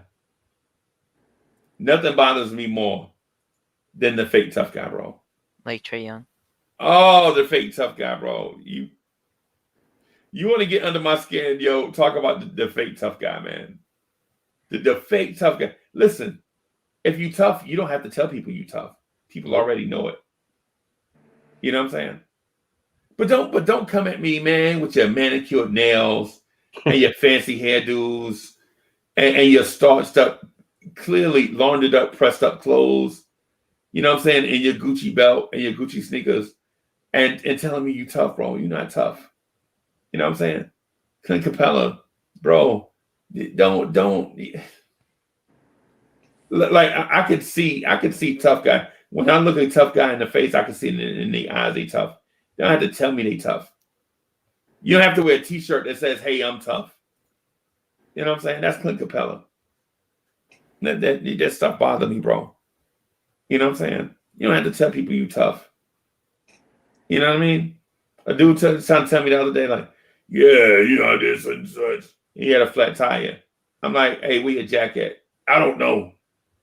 Dude, you tough, but you don't know you don't know how to change a tire? I mean, come on, bro. What's good? You tough, but you don't know how to change a tire. You calling another man to change a tire? Clint Capella? Come on, bro. I mean, you know, that stuff bothered me, man. My bad, John. I ain't mean to go on a tangent like that, but Clint Capella bothered me, bro. He bothered me. Clint Capella is the dude that, like, yeah, Clint Capella is the man. My car is at 2,900 miles. I need to get an oil change. You a man, bro? You go ahead and bring your car to me to change your oil. Wait a minute. I take my car to get oil changes. What's going on here? I'm not saying. I never said that you was a fake tough guy. Right. So, but anyway, man, you know, I digress, man. I got Big Oso in the building. What's good? I bet you Big Oso changed his own tire if he got a flat. Big Oso was good. Big Oso's fam. So I don't want to trade Julius Randle. I don't want to trade RJ Barrett. I don't want to trade Obi. I don't want to trade quickly. The veterans, though, I'm way down on D-Rose. I'm way down on D-Rose after tonight. And I shouldn't be. Why are you down on D-Rose? He played. He even said after the thing that he got injured in Game 4. And this was his only bad game, so I'm not saying anything. So. Yeah. Again, I'm gonna like, yo, we had a great season. We ran up against a competition that we weren't necessarily ready for. Big Uncle Freezy, you're in South Carolina, right? Yeah. You heard of a school called Johnsonville? Yeah, Johnsonville. In high school, we played Johnsonville. Both of us at the time were 9-0. Okay. We were the game of the week. Well, you played for Hannah Pamplico? No. I played for a 1A school that should have never ever played Johnsonville. When we got off the bus, they were like, "Well, where's your offensive line?" Right. Had no idea. Like, these guys are ready for like. Y'all must be y'all was small, so I know y'all ran the wing tee. Y'all was small. I guarantee you, y'all ran the wing tee. I'm going to tell you what school it was. Ellery High School. Yeah, y'all ran the wing tee. I know y'all ran the tee. We just came off of like because y'all wasn't big enough to push people off the ball. Y'all had to use misdirection, counters, all kinds of stuff. Yeah, I bet y'all ran buck sweep all night long. Yep. Night long. The first play of I've watched our fullback run guys over. First play of the game, up the gut, nose tackle stops him 5 yards behind the line of scrimmage and yanks the ball out of his hands like Zion did Kevin Knox and ran it in for 20 yards for the touchdown. When I tell you we got whooped, and I was like, yo, we're out. Like, yo, these guys are amazing. Right. Oh, the quarterback, there's no way that kid's that fast.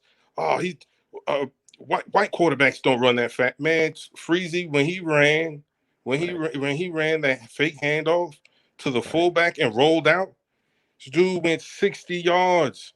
Untouched. Yep. And then come to find out, like, yo, this guy like runs the 100 and like 10 something. And I'm like, yo, come on, man.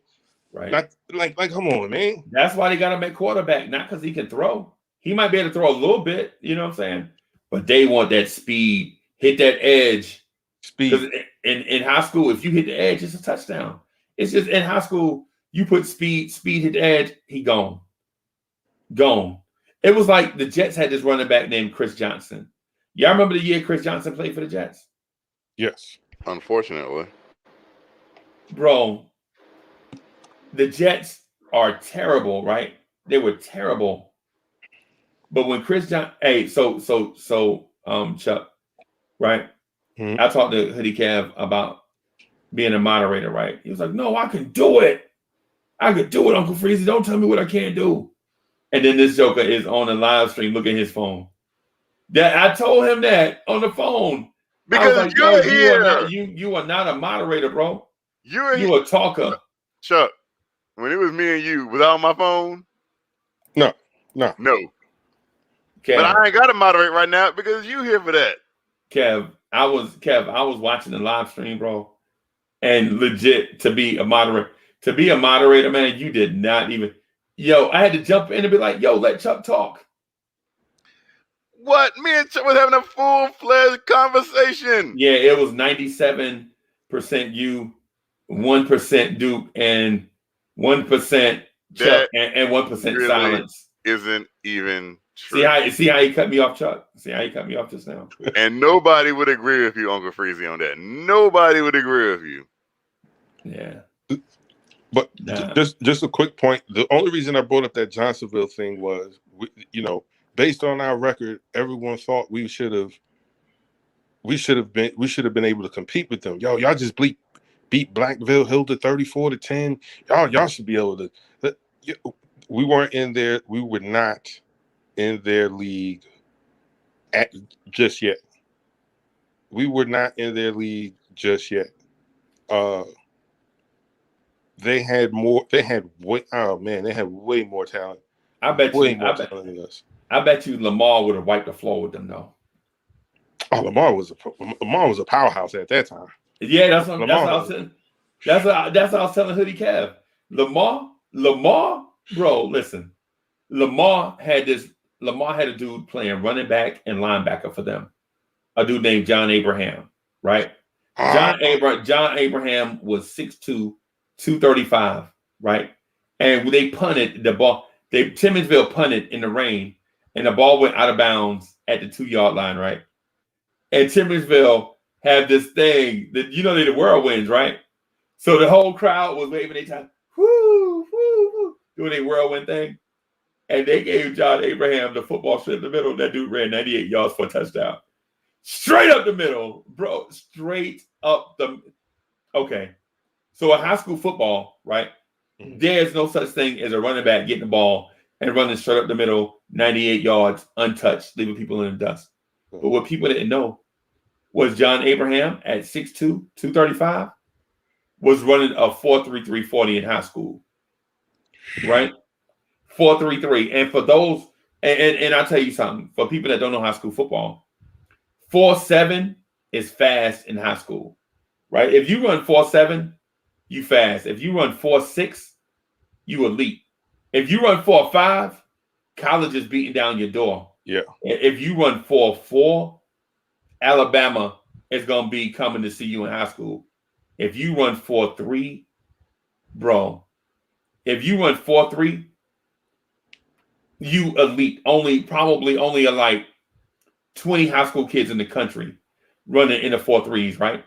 Yep. But if you run in 4.3 at 235 pounds, you're devastating, bro. You number one in the, there are no kids in high school that are going to be 235 running 4.3, right? Except John Abraham. South Carolina was beating down the door to get John Abraham, and they got him, right? And then some clown organization drafted him and messed up his career. He went to some weeks. I don't know. It must have been the Buffalo Bills or somebody. They drafted John Abraham and didn't use him right. John Abraham should have been an NFL Hall of Famer, and he went to a terrible organization and it ruined him. We're gonna move on. Uncle Freezy, I'm about to head on out. I might jump on next one to drive, but I'll leave you with this. I know you're feeling sad and blue, but I'm gonna leave you with something positive tonight. Okay, all right. Leave me with this.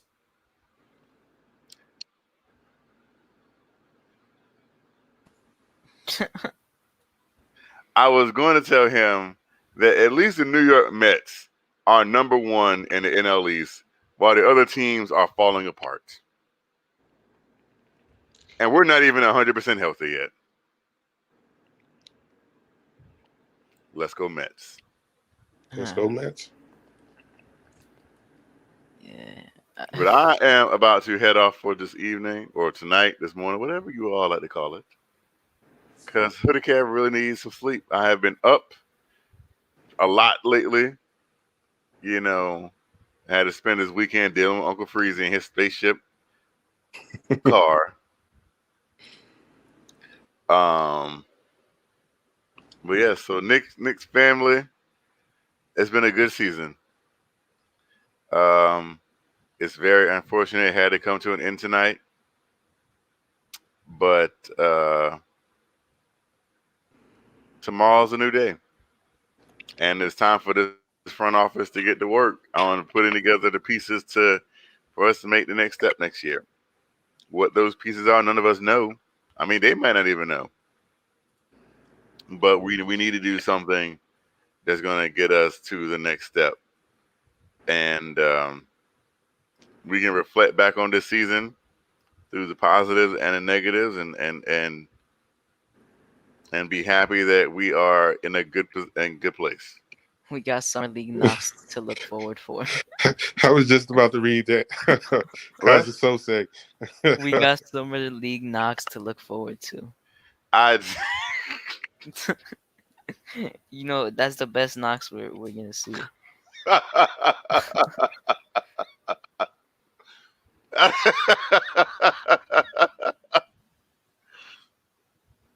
I know you were definitely. He's definitely trying to fake laugh, but then he actually started laughing because he knows that's funny. No.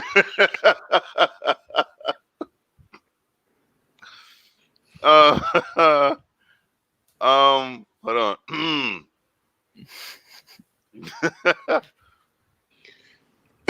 time is it? It's 3:14 in the morning on June the 3rd. And I promise you that Kevin Knox next year will be the most improved player winner. Kevin Knox next year will win most improved player in the NBA. You want to make a bet or? Yes, I'll make a bet. What was that the bet? All right, lock 10. What does that mean? Dollars. Oh, okay. $10. Y'all heard it here. That's the Y'all heard easiest it money I here. ever made in my life. Everybody.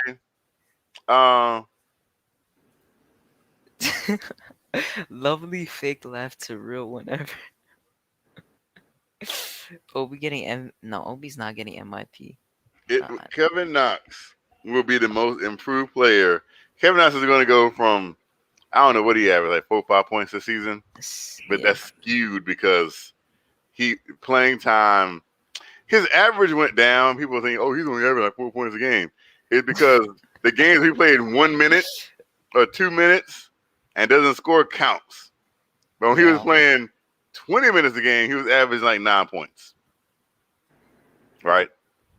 Sure. So Kevin Knox is going to go from 4 points this year to 17 at minimum. Oh yeah, next year.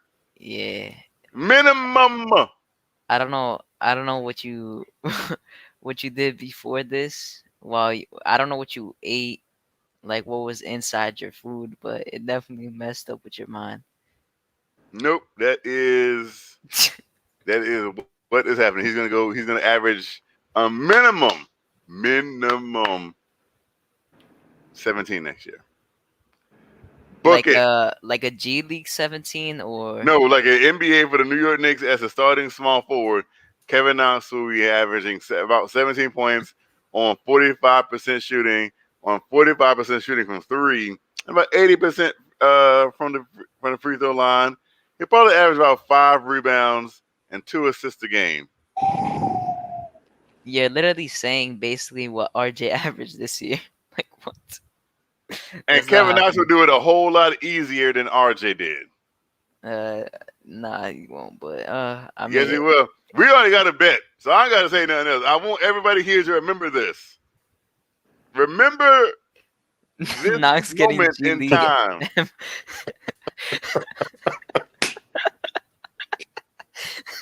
You know what? I'm gonna shoot you some bail, Kev. Like they killing you in the chat.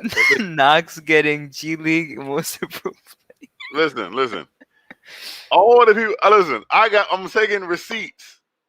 I am. Yo, taking Kev, the he couldn't even win like anything in the summer league, and that's supposed to be his thing. I don't think he's winning. I don't think he's winning. Listen, we've already locked in the bet. The bet is solid. Is going on. And if you want to cash at me next year, I'm pretty sure there'll still be an app. Actually, let's increase the bet. We can't increase the bet now. The bet's already locked in. You don't increase the bet after it's already been locked in. Oh, so you're scared. I'm not scared, but that's not how bets work. Chuck, you can't make a bet and then increase it later on. You're not confident. You're not confident in Knox. That's crazy. I just exposed you. I just exposed you as a Knox. Listen, as a Knoxer. I'm not trying to take all your money. You got to go to like whatever. I don't know, but you might need Subway money or something. And I don't want to take your money. I'm fine with the $10 that I'm going to get. Kev gonna kill Tim next year for not playing Knox. What? Nah, they're playing. Yeah, it definitely. You asked yourself to get flamed. I want y'all. Listen, just know this, everybody. How many people in this? There's 65 people watching right now, and I'm pretty sure people will go back on replay and watch this. I'm taking receipts. And a year from now, when the Most Improved Player Award comes out, and it's announced that New York Knicks forward Kevin Knox has won the award, I want all of you to say when that doesn't happen, how are you? And it's not going to happen. That is going to happen. All right, if it doesn't happen, how are you? It's not. Listen to me, Hadouken and Sharon. That is going to happen. There's no ifs, ands, buts, doubts. That's going to happen. And when it does, I want apologies, all of you. But if it doesn't happen, When it I'll doesn't appease happen. you. If it doesn't happen, I will come here and I'll be like, I was wrong. Buy Everybody me else a is brand right. new car if he doesn't get most I'm improved. definitely not doing that, but I will give Hadouken his $10. But I know that I'm right. I know that I am right. And it's okay. It's like y'all want to be wrong. Why do y'all want to be wrong about Kevin Knox? I don't Nah, understand bro, that. they're funny. Bro, Wilson Dang said Kevin Knox will win the motor lowest performer. That's MLP, so I don't understand. I mean, it's still spelled out the same way, because the I looks like a capital L. Nah, that's funny. Well, like I said, that's going to happen. And I bid you all adieu. Good night. Take care. Great season. Looking forward to a lot more positive things. Maybe Carl Anthony Towns. I'm out of here. Yeah, I'm All right, tired. Kev, hold it down, So- man. Peace. So Hadouken, What's up? if you're the GM, put on your GM hat. All right. Where are you taking this franchise after what we've seen tonight, what we've seen throughout the year? You had time to look at everyone on the roster and reevaluate or evaluate the talent that we have. There's 5 guaranteed people coming back next year that's on contract. How do you fill out the roster? Who are you trying to add? I'm gonna keep Mitch. I don't know how it's really gonna work, but I'm gonna try to keep Mitch. I would be fine with letting Noel go, because Okay. I think he will leave either way, and he, to be honest, is not like, besides his defense, he doesn't really do much. And Right. then, yeah, keep one of the Burks or Bullock. Keep one of them, which I think is gonna be Bullock. I don't know if they're gonna keep both though. I don't know how they feel about it. I hope they just changed it up, because there's no way we come back with the same team next year. We're not gonna do. We're definitely not gonna get better if we do it. We're not gonna be a 4th seed if we have the same thing next year. And then in the draft, I think we trade up for a pick, for a higher pick. I mean a lower pick, to maybe a lottery pick, or we try. It depends, because I think that after this season is over, there's gonna be a lot of not a lot, but a few people that are disgruntled, because it happens every season. Mhm. Random disgruntled players appear, and they start talking about trade rumors, and that they request a trade. So we gotta be aggressive in trying to get those players and try to get a fair deal, because I don't want to trade RJ or Randall. I want to keep them. So we need a number 3 guy, so we can have a big 3. And I want to keep Rose too. Okay. People are saying keep Burks. I don't know. Do you think you should keep? I don't think we should keep both Bullock and Burks. No. Yeah, there's no Definitely reason. not. No. Who would you prefer? Burks, because he can do a little more. He's not like what I saw from Reggie Bullock was if you make him put it on the floor, he can't. And when he's not making shots in that starting line, like it hinders the offense. Because he's just in the corner. He's not even moving, in my opinion. To get himself open. I don't know if that's by design of the offense, not running him off screens and stuff like that. But I would prefer Burks, because when you have